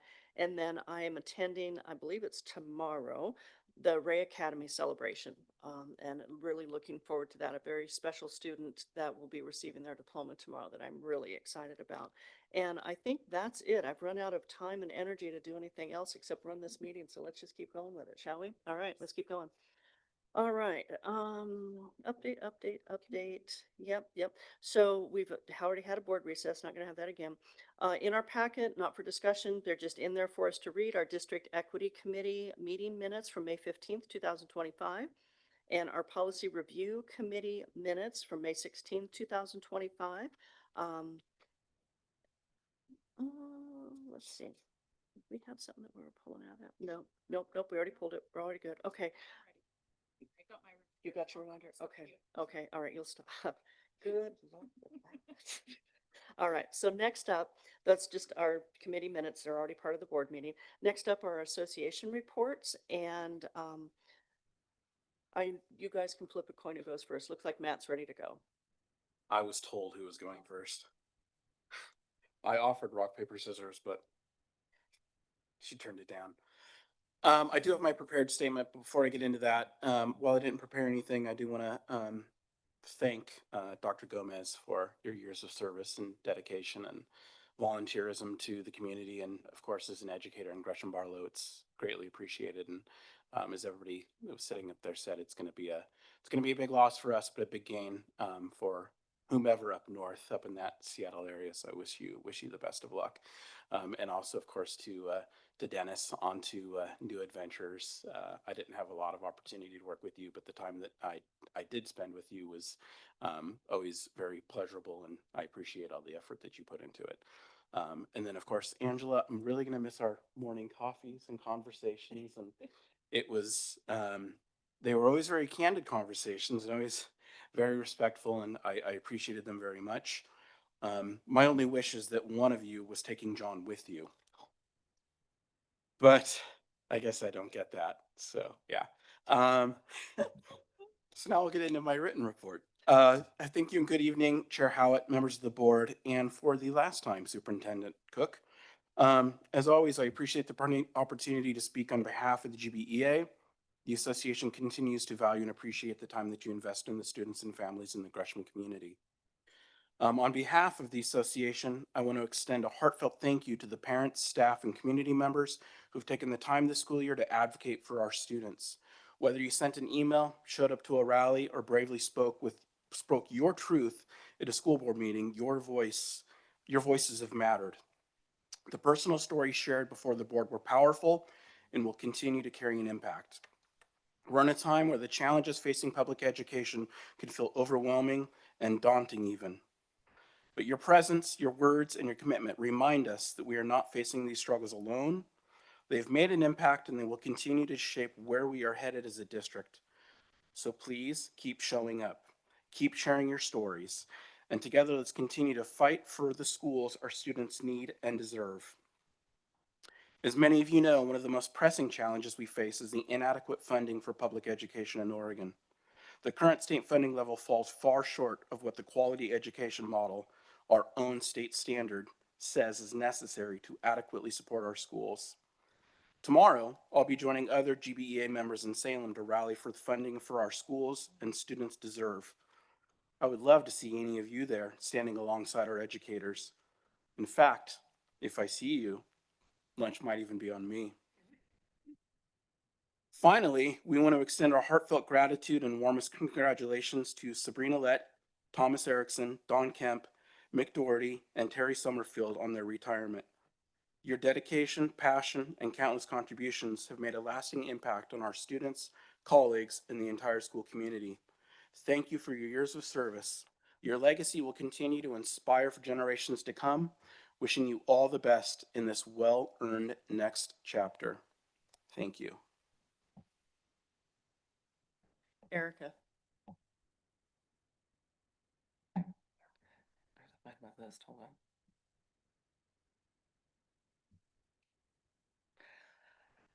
Good evening, Chair Howitt, Board, Superintendent Cook. Would like to announce, first off, our executive board for next year. We had our elections. So I will be returning as co-president for one more year. Co-president with me will be Jessica Hauk, and if you guys could stand when I say your name. Yes, you do. Tia Ross will be returning as first vice president, attending the school board meetings. Mitzi Eason will be second vice president in charge of our communications newsletter. Tina Ray returning as third vice president in charge of political action. Anna Fenwick returning as treasurer. And Tanya Allen returning as secretary. Having said that, you notice who is not on there is Rennie Ferguson, my co-president of many years, who's retiring. And we'd like to say a few words if we could, if I can, is okay if I come up here? Turn.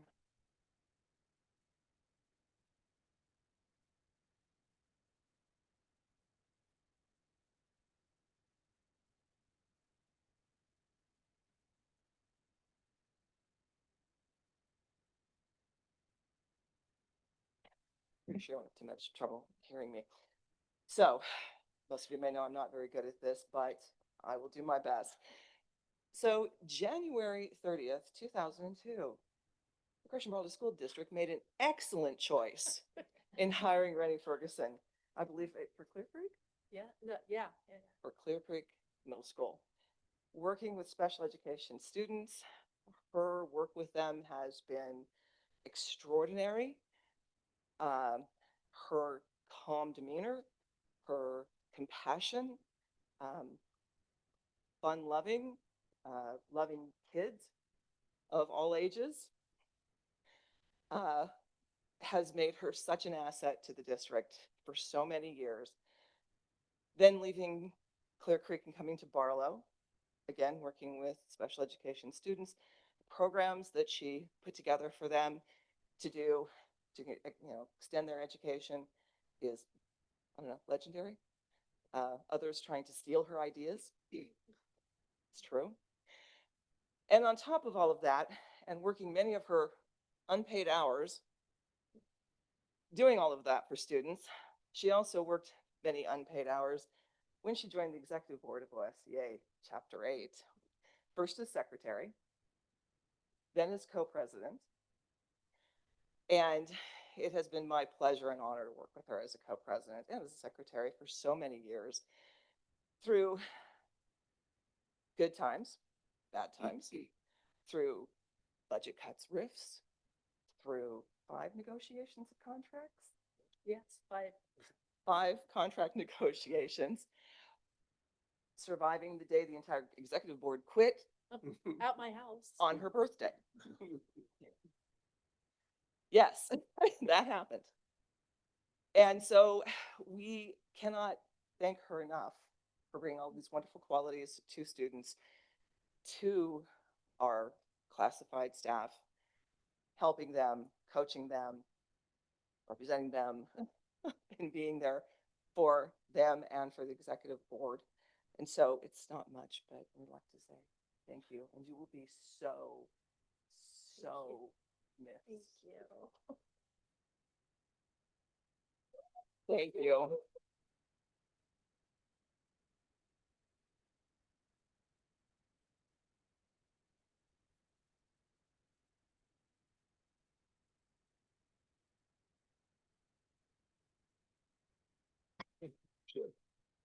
You mind?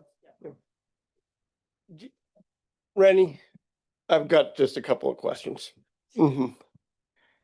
So you were hired at Clear Creek in 2002, is that accurate? And these are yes and no questions. Were you hired in 2002 at Clear Creek? All right. So then I became the principal there in 03. Yes, okay. In 03 or 04, the building caught fire.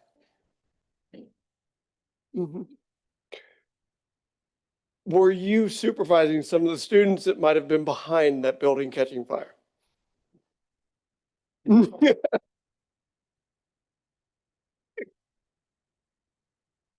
I have told the story many times, but just for the board's enlightenment, it was before school. We'd had a rash of fire alarms getting pulled that year, and I was at wit's end by this point. You know, we couldn't find the kids all the time.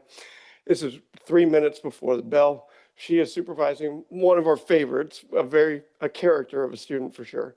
And the fire alarm goes off. And I am in my walkie-talkie telling the custodian, find which one was pulled, get on a camera and find this kid. Because I was done. Buses were dropping kids off. It's a little bit of chaos. Rennie knows that the fire's real, and the custodian can't answer because he's using a fire extinguisher to put the fire out in the classroom. All right. I have no clue, and I'm in this point of just the zone of I'm mad at this point. Rennie works her way by me, kind of screaming, "It's real. It's real. Get kids out of the building." So I've got many stories to share next week. But it's one of my favorites, and it was one of the best times. And I don't want to speak for you or anybody, but in our career, we had a great time there.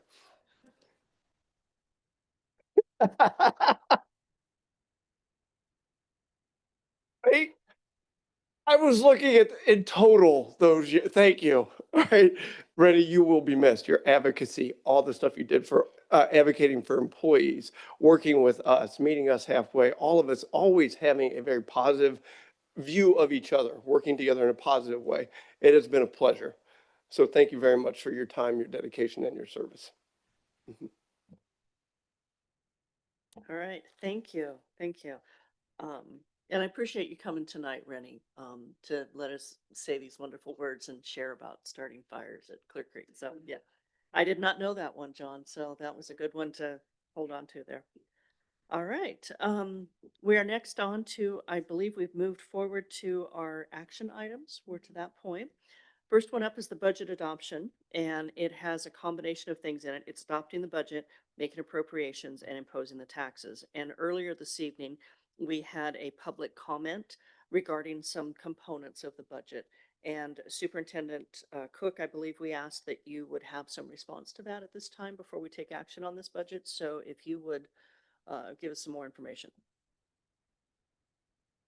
First, I want to recognize what your husband told you was true. Usually there's no one here for the hearing. And she got to come up in front of maybe 100, 150 people, which has got to be nerve wracking. So thank you for doing that. It's appreciated. And you had very good questions too. I've also offered, Chair, if these are not answered sufficiently, I'm happy to meet and go over these things in detail as well.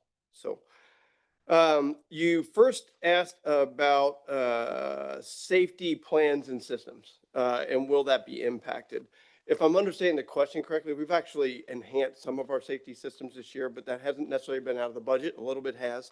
It's been through a grant from Homeland Security called a COPS grant, which has enabled us to integrate all of our security systems together, those hardwired systems, to make them operate together. And just this week, that work was finished, actually. It's been going on for the last 4 months. So again, not out of our budget, but it has been an enhancement this year. We've also enhanced the capabilities of about 100 of our cameras this year. We sent notice out to the community for gun detection, which is an earlier detection of potential danger, so that we can react more efficiently, or more quickly, I should say.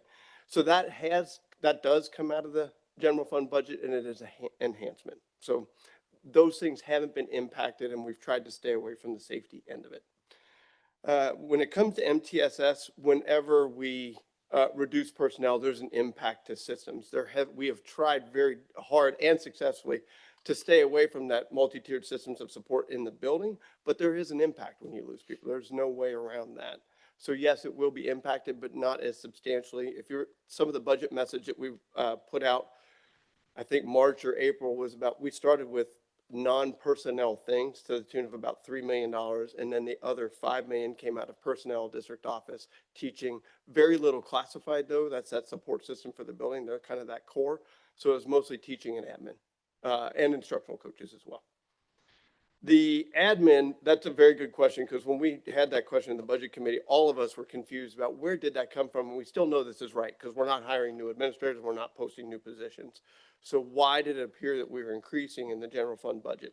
So we did a lot of digging into that. So keep in mind the big picture of our budget is we have student investment account, we have Measure 98, we had ESSER funds post-pandemic that also played into that, grant funds, and then you had general fund.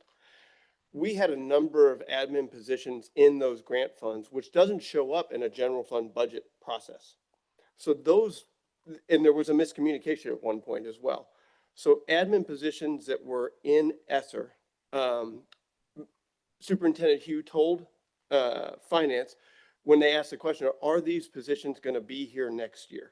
His misunderstanding was, no, they're not, but he was thinking just in that grant fund budget. So they never were accounted for. And these people weren't new hires, but they weren't accounted for in the general fund budget like they should be. If there's a silver lining to budget reductions at any point, when we really dug into this budget and now we are past the pandemic and we really had to understand where monies were, we realized that error. So people were there, but they weren't properly accounted for in a budget over time. So now they are properly accounted for. It looks like an increase, but it's really not. We have reduced. We were able to answer, I think the other part of your question is we did meet with the GBA leadership to make sure they understood, and we've communicated with other people to make sure that they understood where that error was, and now that is cleaned up. If suddenly you see new postings come up, I'd want to know that, because we're not going to be hiring right now. And did that get the admin piece for you? And I can show you all that if you want me to too in another meeting. I think your next question was about set-asides. And we have a number of different set-asides. There's curriculum purchase set-asides, which we have to continue doing, although we have modified some of that to save some money. And I can't remember the subject area. Why am I going blank, Dr. Klinger? A curriculum. Didn't we Thank you. That's what I'm saying. Thank you. So curriculum wise, but you cannot not set aside money for curriculum purchases anymore, especially since most of our resources are now electronic based. So when the license runs out, kids don't have them, neither do teachers. So we have to continue those set asides. The turf field, we didn't set aside as much. We have modified some of that. On the other hand, having been on the other end of that in 2015-16 when Gresham needed the turf, and we decided to try other funding avenues. The community doesn't always appreciate that, so there's two sides to that story as well. So they want us to make sure that we're saving money for our facilities. So it goes both ways, but we have modified that amount this year.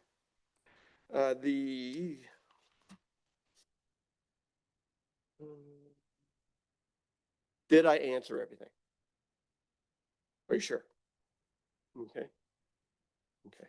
And I am happy to have a meeting. I can show it all to you. Okay. Okay. Thank you.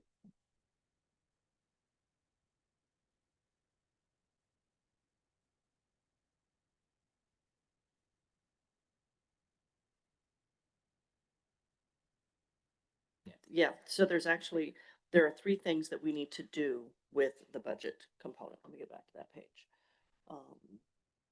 So the first one is adopting the budget, making the appropriations, and then imposing the taxes. And I believe in past, Sarah, have we done a motion for each one of those things, not necessarily one?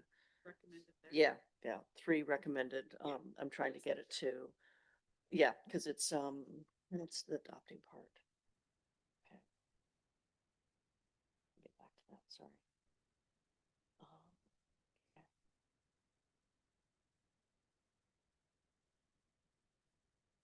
Sorry, I've been moving forward and backwards, was looking at the policy part as well. That's just an explanation of what this is. What's that now? Could I just fill the space? Yes, please, I would love that. So, and Dennis is gonna help me if I get off course here, but just making sure kind of the community understands what this is. So your public bodies approve appropriations. That's what we ultimately do. And that's an iterative process that starts with a finance committee or a budget committee of some kind, which is a combination of elected and non-elected people. The district staff prepares a budget. It goes through a public review. And now we're at a point where we're gonna either adopt a budget or not. There's a few different options that we would theoretically have, but if a budget's not approved, so the district can't spend $1 that's not appropriated, is the first thing. When we appropriate as a board, and this is why I think it's kind of important to clarify, is we appropriate at a fund level. We don't appropriate, to use a really random example, how much copying is in the budget, as an example. That is a budget that's set, and then there's flexibility within the district to move that around as operational needs arise. Later in this agenda, we'll see a transfer. That would represent a time when we need to transfer budget that we had appropriated somewhere and we need to move it somewhere else. That takes public action. But in general, we appropriate an amount and the district conducts its business under that amount, if that makes sense. We also have to approve a tax rate that has been the same since 1990 for our schools, right? 1990. That is true. And then there's a little bit of language over the bond that is still, and for that we appropriate an amount, and then Multnomah County taxes according to that amount. Is that accurate, Dennis? That's very accurate. Thank you. 8 years, I'm getting closer on it.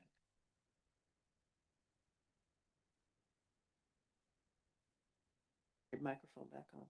So at this point, we do have in the action, we have three different resolutions or three different motions for each resolution. And each one of those needs to be done individually, and there are dollar amounts, and there are also the permanent rates, all those things that Blake so eloquently and wonderfully said. Thank you so much, Blake. I even understood it. Doing it for a while. So if there are any other questions, then otherwise, we need some motions to put this thing. And Mr. Clegg, did you want to provide anything else, or did Blake pretty much cover it for you? No, I think you did an excellent job. Thank you. That's that's probably more than I deserved right there, Dennis, but thank you for that. So I'll start with I move to ratify resolution 2026-01 to adopt the budget for the 2025-2026 fiscal year in the total amount of $286,594,641, now on file at the district's administrative business office. So it's been moved by Blake, seconded by David, to ratify resolution 2026-01 to adopt the budget for the 2025-26 fiscal year in the amount of $286,594,641, now on file at the district's administrative business office. Are there any questions or discussion about that? Because behind this process as well, there were concerns brought up by the budget committee, and I want to recognize how awesome our budget committee is that they would dive into it, a lengthy document in a short amount of time, to really get at the root of issues that I think represent public interest. I know I did, and I think most of our board has periodic one-on-ones with superintendent, and those issues were at a line level talked about. As an example, the administrative side, we had historic lists, and we had all kinds of information coming at us to help clarify a point of interest, I think, for the community. So I would just vouch for that part of the process and also just use it as a chance to thank the budget committee for their service as well. Okay, any further discussion? All right, seeing none, all those in favor? Aye. Any opposed? All right. Next up is resolution 2026-02, and Blake, you want to just keep going? I'll move to ratify resolution 2026-02 to appropriate funds in the amount and purposes as outlined in the resolution for the fiscal year beginning July 1, 2025. So moved by Blake, seconded by Holly. To ratify resolution 2026-02 to appropriate funds in the amount and purposes as outlined in the resolution for the fiscal year beginning July 1, 2025. Any further discussion? All right, seeing none, all those in favor? Aye. Any opposed? Right. Last, resolution 2026-03, Blake.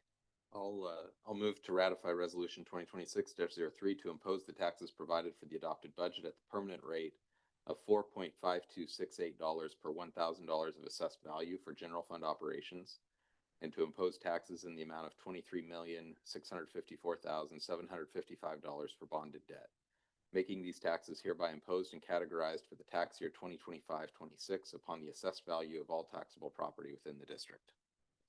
All right, so it's been moved by Blake, seconded by Sean, to ratify resolution 2026-03 to impose the taxes provided for the adopted budget at the permanent rate of 4.5268 per thousand of assessed value for general fund operations, to impose taxes in the amount of $23,654,755 for bonded debt, making these taxes hereby imposed and categorized for the tax year 2025-26 upon the assessed value of all taxable property within the district. Any further discussion?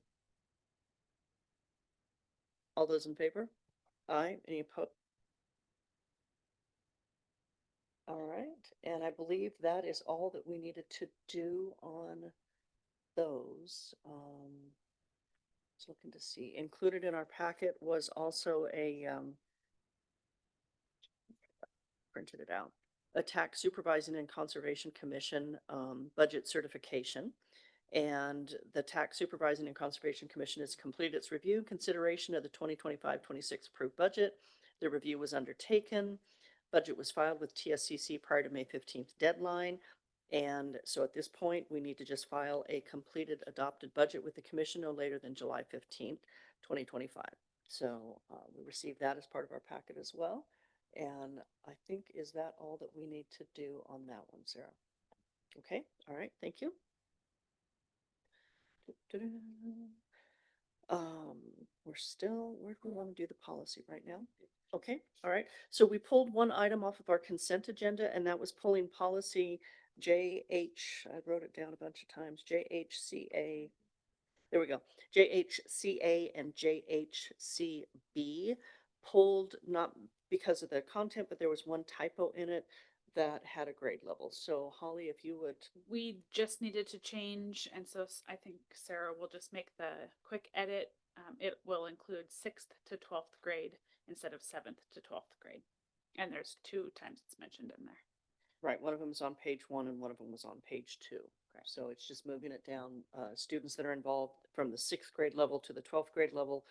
And that was the only change in those 2 policies, JHCA and JHCB, or that's a combined policy. So I need a motion for that.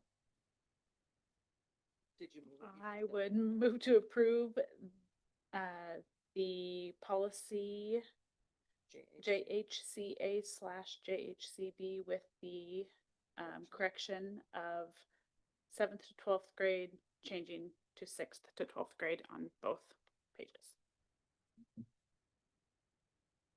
Second, Blake. So it's been moved by Holly, seconded by Blake to update the policy JHCA, JHCB, moving that from a 7th to 12th grade level to a 6th to 12th grade level. Any further discussion? Seeing none, all those in favor? Aye. Any opposed? Thank you.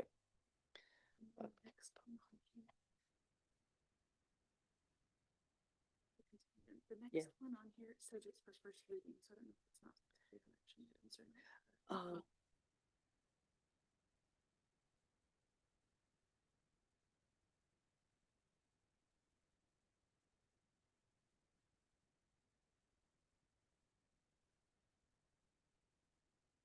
So the question was, we have next on our action items, the date, time, and place of the 2025-26 board meetings. It is a first reading. It's on there as an action item because eventually we do need to take action on it. It's not strictly an information, but for tonight, it is just a first reading. And we will need to take action on this no later than our July meeting. Chair, I thought we had a first reading at the last Did we? at the last work So, session. Did so we the have one? the first one is the worksheet, and that's supposed to be for us to kind of look at any conferences that may be on there, or any changes that need to be made. And then this is the actual schedule. So this is the official first reading of the full schedule. We didn't really talk about it in discussion, but yeah, we usually do a worksheet to kind of feel out where the meetings need to be, if there's any things that the board members have on their schedule that would prevent a meeting. And then this gets brought with the schedule for a first reading in June and then approval in July. So where it does look like we saw it, we saw a draft, and then this is a draft, and then we'll get to a final. So yes, yes, I'm glad you remembered. Thank you. Thank you. So thank you, Sarah, for that conversation. Appreciate that. We had moved our meetings from, I'm just gonna start. We had moved our meetings from July to, I mean, sorry, not from July, from Thursdays to Wednesdays. And I still would like to have the conversation and discussion. I don't know if we're past that point now, since we're gonna be going into final reading in July, but I think from a standpoint of work, labor to provide the meeting information, the work that the support employees and things do for the board, I still would like for us to go back to Thursdays and not have them on Wednesdays. And I'm not sure if, when we come to that point, one of the questions that we had was whether or not that would make attendance easier, and I'm not sure that it really changed much on attendance of the meetings.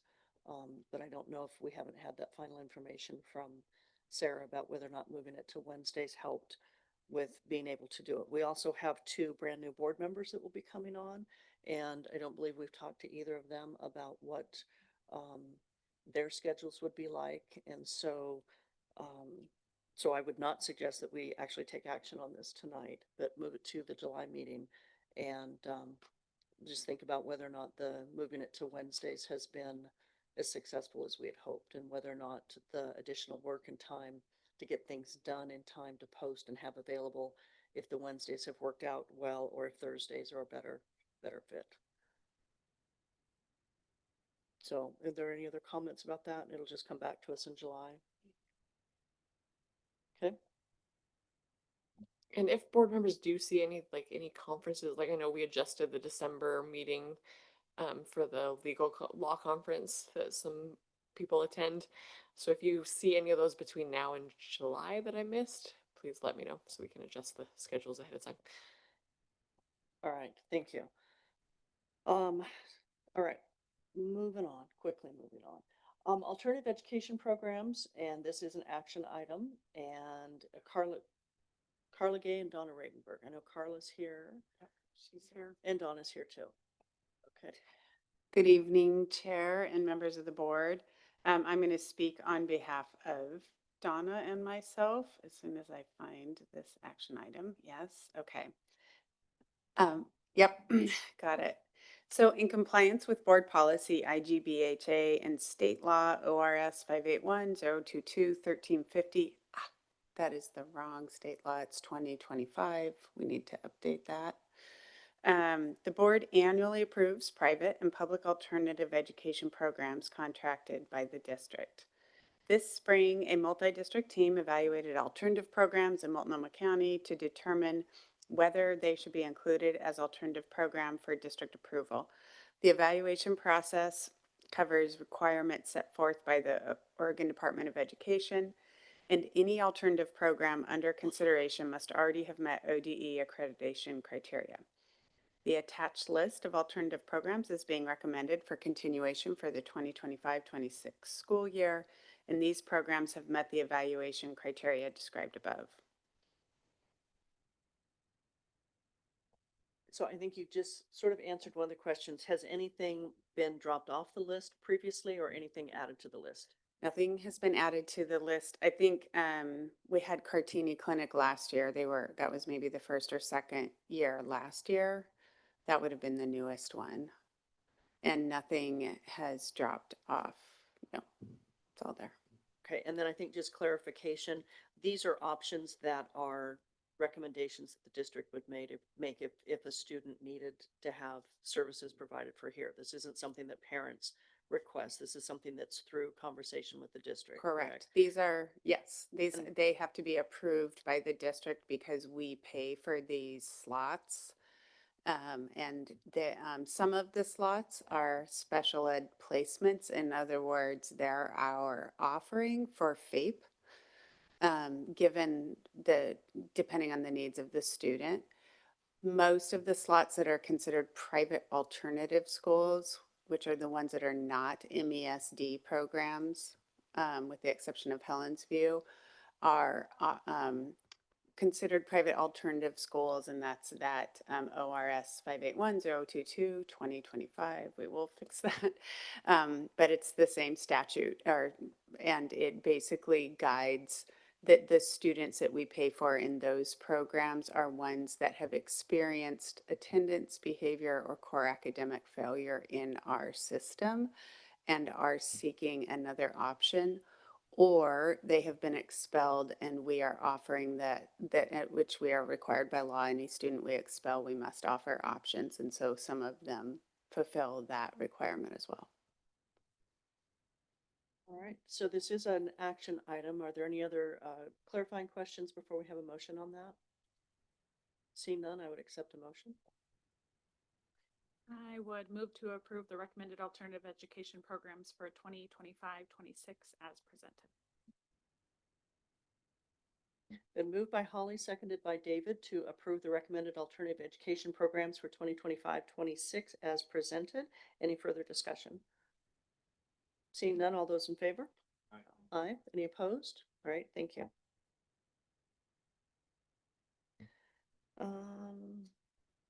Next up is, who is doing this one? Paula. Who is doing this one? Oh, Carla also. Okay, it's a Carla show. All right, so item number 33 on the agenda, K-12 Transformative Social Emotional Learning Adoption, second reading. Carla. Yeah, so this item was presented to the board for a first reading at the May 21st, 2025 board session. Thank you. Oregon's Transformational Social Emotional Learning Framework and Standards were adopted by the State Board of Education on June 15th, 2023 to be implemented by July 1st, 2024. During the 2023-24 school year, the district began implementation of the standards by training teachers and adopting a new set of materials to support social emotional learning. A committee of counselors, liaisons, teachers, administrators, and coaches spent multiple sessions evaluating curriculum and resources. Student feedback was gathered from classrooms in kindergarten through high school across the district, and final committee recommendations were provided in May. If authorized to move forward on the adoption of these materials as a foundation for social and emotional learning, they will be implemented in the fall of 2025.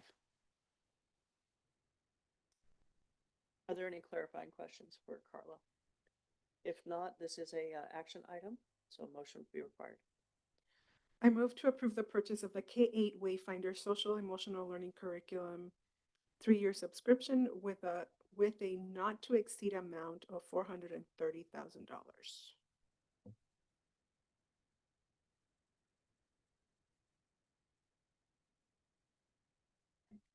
And moved by Myra, seconded by David, to approve the purchase of the K-8 Wayfinder Social Emotional Learning Curriculum 3-year subscription with a not to exceed amount of $430,000. Any further comments or questions? Would this fall in the bucket of an unfunded mandate? I just want kind of public awareness. that we're gonna approve $430,000 that wasn't necessarily funded. I think all curriculum, I don't know how to answer that. All curriculum is not necessarily targeted curriculum, but yes, I would probably add that it was. Tracy, would you? Yeah. Go ahead and hit your microphone, Tracy. We have new standards that were added, requiring us to have social emotional standards. A lot of the content is integrated into other content areas as well.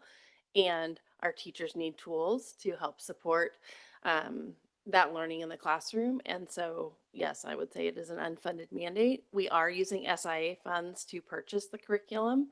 And so I think the state would argue back potentially that that is part of what those funds are for, to support programs like that. And so for the acronym challenged, SIA is Student Investment Account? Okay.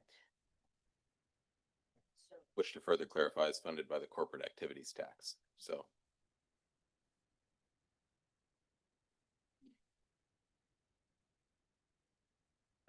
Oh, six. I think so. All right, so we did get we had a Myra and David on that, so any further questions? All those in favor? All right, I believe I show that as unanimous. Okay. Chair Howard, if I may have Yes. a moment. Well, yes, you may. Just back to the alternative approval.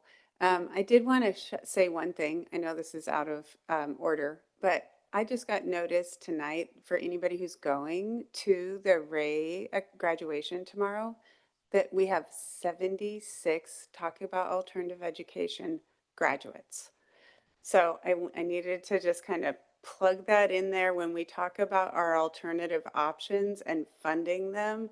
Part of that outcome of that is it boosts our graduation rate and it helps us hold on to every student. And while the ones on this list are contracted, by investing in our own internal programs, we've been able to hang on to more kids and graduate them. So I just want to encourage anyone who has time. It is a very joyous event. Thank you.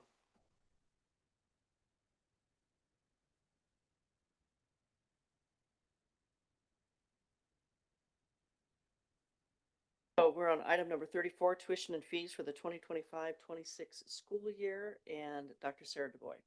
Good evening, Chair Howitt and Board of Directors. This is the second read in which we are seeking approval for the 25-26 fee schedule for secondary schools. You may recall, but just for all the public to hear, many of these fees have been kept flat from pre-pandemic fee limits that we had. We used to have at some point here during the pandemic alternate sources to pay for some of these things, mainly ESSER funds, that allowed us to not charge fees for many things. And as we know, those ESSER grants no longer exist. So we are reinstating those fees, but with the empathy towards our families to understand that they haven't maybe ever paid secondary fees in their lives. So this, in an effort to help people adjust to that, we have kept all of the fees for sports participation flat, so there is not any increase in those. We have removed AP from being a required fee for all students taking AP classes. It's now optional to take that exam. We have removed things that were just outdated. PE fees, there was another fee that doesn't really exist anymore for student tracking. Try to really hone it down to the things that are really needed. Small increases in about $10 for family athletic passes, a small increase for yearbooks and such. But for the most part, staying very flat and trying to be really mindful of our families. And the last thing that I will say is to remember that there are options, and I hope all families listening hear this. There are options for reduced fees and waived fees. So on our website starting in the new year and on all the information provided to parents as they come back to school, people will be aware of how to apply for those fees using some of the forms that we've used in the past through the Oregon Department of Education, but knowing that those, just the format, they come through the schools. Secondly, when we last met, there was a decision to separate this into two motions. First, to approve the fee schedule, and the second, to approve tuition. Tuition is really a method of transfer. And what it means is oftentimes a district will not want to release students to another district to transfer district to district. And families do have the option of paying tuition to attend the district of their choice. That fee is commensurate with the ADM from the state. So it is not a fee we pull out of thin air, but instead comes down from what the state of Oregon provides us per pupil. Yeah, Sean, go ahead. First, I have talked to people in my community. They're, in favor of the fees. They say it's time. But for me, I am one of those that have never had secondary fees. So I am not sure I can understand it at the high school level, an ASB fee, but what is a student body fee at the middle school and what do they get for that? So student body fees kind of cover all of the extras. It could be when you're having some sort of event at school. It could be that you're doing rewards for attendance. It could be any kind of thing that would benefit all students. It could be for a guest speaker in your different classes. It could be for assemblies. So that student body fee kind of contributes to that pot of money. Thank you. You're welcome. All right, any other clarifying questions?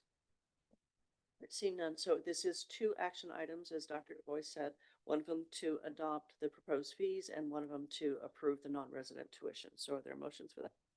I'll move to approve the 2025-2026 proposed fees as presented. Okay, so it's been moved by Blake, seconded by Sean to approve the 2025-26 proposed fees as presented. Any further discussion? I just highly encourage not just beginning of the year, but every time a coach or AD is in front of families to make sure they're aware of reduced fee options would be just, I would hate to see our participation go down for that reason. Absolutely. All right, any further discussion? Seeing none, all those in favor? Aye. Any opposed? All right, thank you. And then the second motion, please. I move to approve the non-resident tuition in the amount of $11,139 as presented. Been moved by Holly, seconded by Blake to approve the non-resident tuition in the amount of $11,139 as presented. Any discussion? David. So just so I get this right, and I read through it, if I'm a parent of a student that's coming from an outside district, they're paying the fee of $11,139 for that student to. Not necessarily. So for a transfer to happen, it has to be approved by the district that is releasing the student where that student lives, and it has to be accepted by the district that is accepting that student. Sometimes we have some districts around us that they rarely, if ever, release any of their students. If someone still wanted to come here, they could come to our district and offer to pay that tuition fee. So then we could accept them and accept that tuition cost. It's rare, but it does happen sometimes. And I can't remember a time here where that's actually happened. Okay, thank you. You're welcome. Okay, any further questions? Seeing none, all those in favor? Aye. Aye. Any opposed? All right, thank you, unanimous.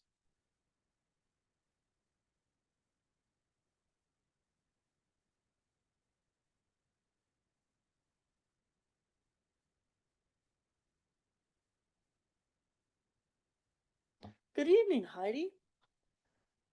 So next up is I gotta get to it. The 95% group purchases. So Heidi, yes. Good evening, Chair Howard, school board members. During the 2022-23 school year, instructional staff selected 95% group core supplement reading materials and reading intervention materials for 3rd, 4th, and 5th grades and began implementation during the 2023-2024 school year. 95% group provides structured and explicit phonics strand materials specifically to grades 3 through 5 in each of our elementary schools. We will need to purchase student workbooks and teacher digital presentation slides each year for the duration of our current curriculum adoption. In June of 2023, the board approved the purchase of 95% group curriculum not to exceed the amount of $300,000. In order to purchase student workbooks and teacher presentation slides for the next 4 years, We'll need to exceed the approved amount by $90,527.07. And we may need to replace lost or worn intervention materials as well. So this is the next 4 years is the duration of our literacy adoption. And this is the phonics supplement that for 3rd through 5th grade. So questions on this one? So this is the 300 plus 90 plus a little contingency. Yeah. In case, okay. Because Okay. the intervention materials could be worn and need to be replaced at some point. All right. Any other questions for clarifying? Otherwise, it's a motion item. I'll move to approve to expand the amount of 95% group purchases with a not to exceed amount of $420,000. Blake, seconded by Holly, to expand the amount of 95% group purchases with a not to exceed amount of $420,000. Gotta get faster on that button, Sean. Any further discussion on this? Hearing none, all those in favor? Aye. Thank you. Next up is the resolution. There we go. So get down here. Okay. All right, turned it off. Next up is the resolution to transfer budget appropriations. It has Mr. Clegg's name on it. Blake, you want to handle this one? You want Dennis to handle it? Okay, Dennis can take this one. Okay, Mr. Clegg. I was kind of hoping that Director Peterson would jump in and take this one, but he did such a good job of kind of laying it out earlier. I can make this fairly quick and simple. When the appropriations were made at the beginning of the budget year, we're estimating where things will lay throughout the year. Things that categorized in different functions, different areas, and costs come in higher, lower than anticipated. So at the end of the school year, we do an appropriation transfer to true things up, to make sure that we're reporting things correctly to the state when we're doing our reporting. Additionally, for this fiscal year, we had some appropriations that were required out of the 2022-23 audit that were discussed during the audit review, and we are including those within this transfer resolution that we are proposing for today. So it's generally what normally takes place to true the budget up at the end of the year, plus a little bit more stacked on top of it due to the audit changes. Okay. So there is a resolution for this, resolution number 2025-12. It's a resolution to transfer appropriations. And as you just explained it, I just want to make sure because it's getting late. This does not change the budget in any way. It just changes where the money is spent. Is that correct assumption? That is correct. It just changes where, yeah, the overall budget remains the same. Bucket. Where things lay change. All right, so we have, on this page, we have general fund, special revenue fund, and capital projects fund. We don't need to read all of the total numbers. It's just a resolution intact. So a motion to do the transfer appropriations. And Sean, would you like to make the motion? Sure, I haven't done a motion yet. I move to approve resolution number 2025-12 to transfer budget appropriations as presented in the resolution. All right, so it's been moved by Sean, seconded by Holly to approve resolution number 2025-12 to transfer budget appropriations as presented in the resolution. And do I need to read the resolution, Sarah? No, it's I don't in think here. so, no, because I it's don't already think in so, there. because it's just part of as presented. Okay, so any further discussion or comments about that? Seeing none, all those in favor?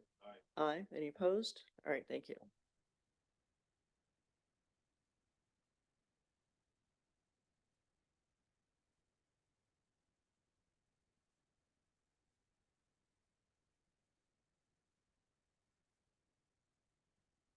All right, Dennis, you're holding us, you're to the line right now, so make it good. I'm going quick as I can. You have before you contracts of in excess of $250,000, as is board policy. Those need to be reviewed and approved by the board. These contracts come out of the result of our continued excess operating budget in nutrition services fund. We are continuing to see reimbursements higher than anticipated, and costs have not increased as much as have been anticipated. But we see trends that are going to change that going into next year. So in an effort to spend these balances down, we are allowed to have 3 months of operating expenditures within our ending fund balance. In order to spend these down, we have come up with a plan and worked with facilities and contractors to renovate the kitchens. We did a set last year with the budget that was available. This is a new set of kitchens that will get upgrades, including equipment, flooring, smallwares, some new freezers and refrigerators. So it is kind of a comprehensive upgrade we've done in the last 2 years, and hopefully we continue a strong balance, but we're not generating the same level of excess as we have. Any clarifying questions on this? I have a question. How are the 6 schools that are going to receive these renovations selected? It's been on a 2-year cycle. It's been on need. Things that, some schools needed a new oven, so that it was prioritized with facilities, with Terry Taylor and his staff, and also working with Chartwells to understand what they saw as the needs within the various kitchens. So there was a list that was started last year, which had most schools on it, other than some of the newer schools were towards the bottom, of course. So it was just a priority list and a needs, and this is the next set that will be addressed. Yeah, go ahead. The Nutrition Services Fund is, correct me if I'm wrong, is funded by a reimbursement, correct? Can those funds be used for items, any items, or is there stipulations on what those funds can be used for, just for public awareness? There is a list of allowable items, and equipment is high on that list. We have avoided using it for labor and things like that because, as with most grants, if that funding goes away, then what happens to those positions? So it's been focused on renovations, new equipment, new flooring, freezers, things like that, so that we're treating it as one-time type purchases. All right, any other questions? This is an action item, and it looks like we can do it as one group. A general question is Perlo Construction, who we generally use to do our kitchen, how were they chosen to do this project? There was a bid process that was issued by facilities. We had 2 respondents, and Perlo was the lowest bid. I move to approve the contracts for Perlo Construction for the renovations of the kitchens at Powell Valley Elementary School, Gordon Russell Middle School, Dexter McCarty Middle School, Sam Barlow High School, East Orient Elementary School, and Highland Elementary School in an amount not to exceed $2,139,012. Been moved by Holly, seconded by Myra, to approve the contracts of Perlo Construction for the renovations of the kitchens at Powell Valley Elementary School, Gordon Russell Middle School, Dexter McCarty Middle School, Sam Barlow High School, East Orient Elementary School, and Highland Elementary School in an amount not to exceed $2,139,012. Any further discussion? I would assume that some of this work, if it involves like flooring and thing, takes place when the kids aren't in school, takes place during the summer. Is that correct? Goal is to get as much done when kids are not in, on breaks during the summer, weekends, things like that, so that the impact on students is as little as possible. All right. Any further questions? David, did you have one? Okay. So I looked through these contracts, but one thing I didn't see was like a list of what they're doing. I will get that information. And the only reason why I question is some of the amounts on here. I mean, I'm in the business, and this is for repairs, and I understand they need to happen, but no. I can offer some information if you have a specific question. for one of Well- the schools, or I can give you a general. So for Dexter McCarty, it's flooring, a new freezer and cooler. So it's not just repairs, it's total replacements, which then often involves that infrastructure also and additional equipment. We have, I'm trying to just pick another one random because some of these have already been happening. Highland, same flooring, electrical, replacements, not just repairs. Some of them are smaller on like a cooler door, but some of them are conjoined, and some renovation of walls that need to be removed or added. Sometimes it's the flow of the line that's unsafe and doesn't have the visibility, like bigger things like that. Over at Dexter, we put in a new rolling gate. We've done lighting upgrades. So, I mean, it's a number of things, and fortunately, the grant allows for us to do those things so long as they're connected to that kitchen and eating area. Okay. I hope that's helpful. Thank you. Any further discussion or questions? We do have a motion that we did, right? Okay. All those in favor? Aye. Any opposed? All right, thank you.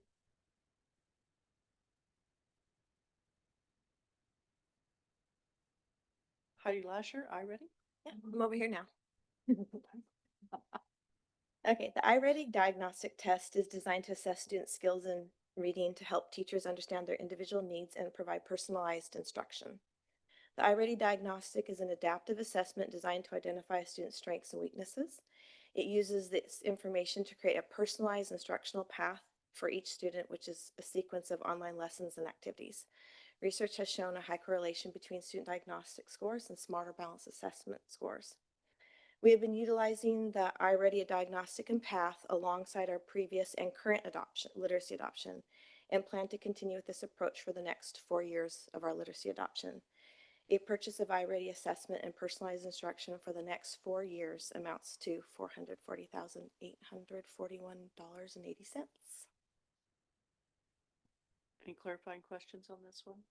We've been using iReady for a while, right? Okay. Yes. Just one question, and if you don't know the answer right now, that's totally fine. Is this amount mostly for the licenses? Because I know it's an online thing, but I know there's also workbooks, or is this included? This is literacy, so it is the diagnostic assessment and the instructional path, which is also, the instructional lessons are available in Spanish. Okay, any other further clarifying questions? If not, this is an action item. I'll move to approve the purchase of iReady assessment and personalized instruction in the amount of $440,841.80. Second. Benefit to sit down either side. Yeah. Well, I'm listening for both. I'm still not hearing Sean. All right, so it's been moved by Blake, seconded by Myra. She's leaving. I need to let her do one. Move to approve the purchase of iReady assessment and personalized instruction in the amount of $440,841.80. Okay. Any further discussion? Seeing none. All those in favor? Thank you. Sometime I'd like to see the iReady thing. I've heard about it a lot, but my kids are so far away from all of that that I'd love to see whether or not I can pass the test. I doubt it. All right. Next up, Sarah DuBois. This is an information item for us, out-of-state travel report. Yes, thank you. This is your semi-annual report on out-of-state travel for this year. As you can see listed there, Barlow High School, 3 different trips in March and April, concert choir going to Seattle, varsity baseball traveling to Anaheim, California, and DECA going to Florida. That was for the national conference, I believe. We were just talking about that. Gordon Russell Middle School had 2, they're actually the 2 trips, 2 different groups, concert choir and symphonic and jazz band, traveling up to Washington for some competition, and also Deep Creek, Damascus, going up into that same area for band competition. So this is just that semi-annual report of the out-of-state travel that occurred since the fall. Listen, all right, Blake. My question, is there a reason why the estimated cost for the Deep Creek band was 0 while it was $215 for the Gordon Russell band? I do not know the answer to that. I do know that there is different ways in which these can be funded and requested. So they can request up to a certain amount, and sometimes fundraising covers different portions of that. So it may be related to that, but I can certainly look into that specific to DCD. And then I would just bring up a comment, and this is not, uh, we're all on the same team, but I'm just seeing a lot. I mean, these are exclusively Barlow feeder schools that are going on these program trips, and I'm sure everybody's well aware of that, and just something that I would like to keep an eye on. Yes, we were having a great conversation with Director Riggleman about the same exact thing. It's a complicated situation in the way that some of our even pathways of study are shared with Cal, and so may have different kinds of membership, or it also could be. We know that our DECA for Gresham High School, for example, did the in-state competition this year, so it wouldn't be on this list.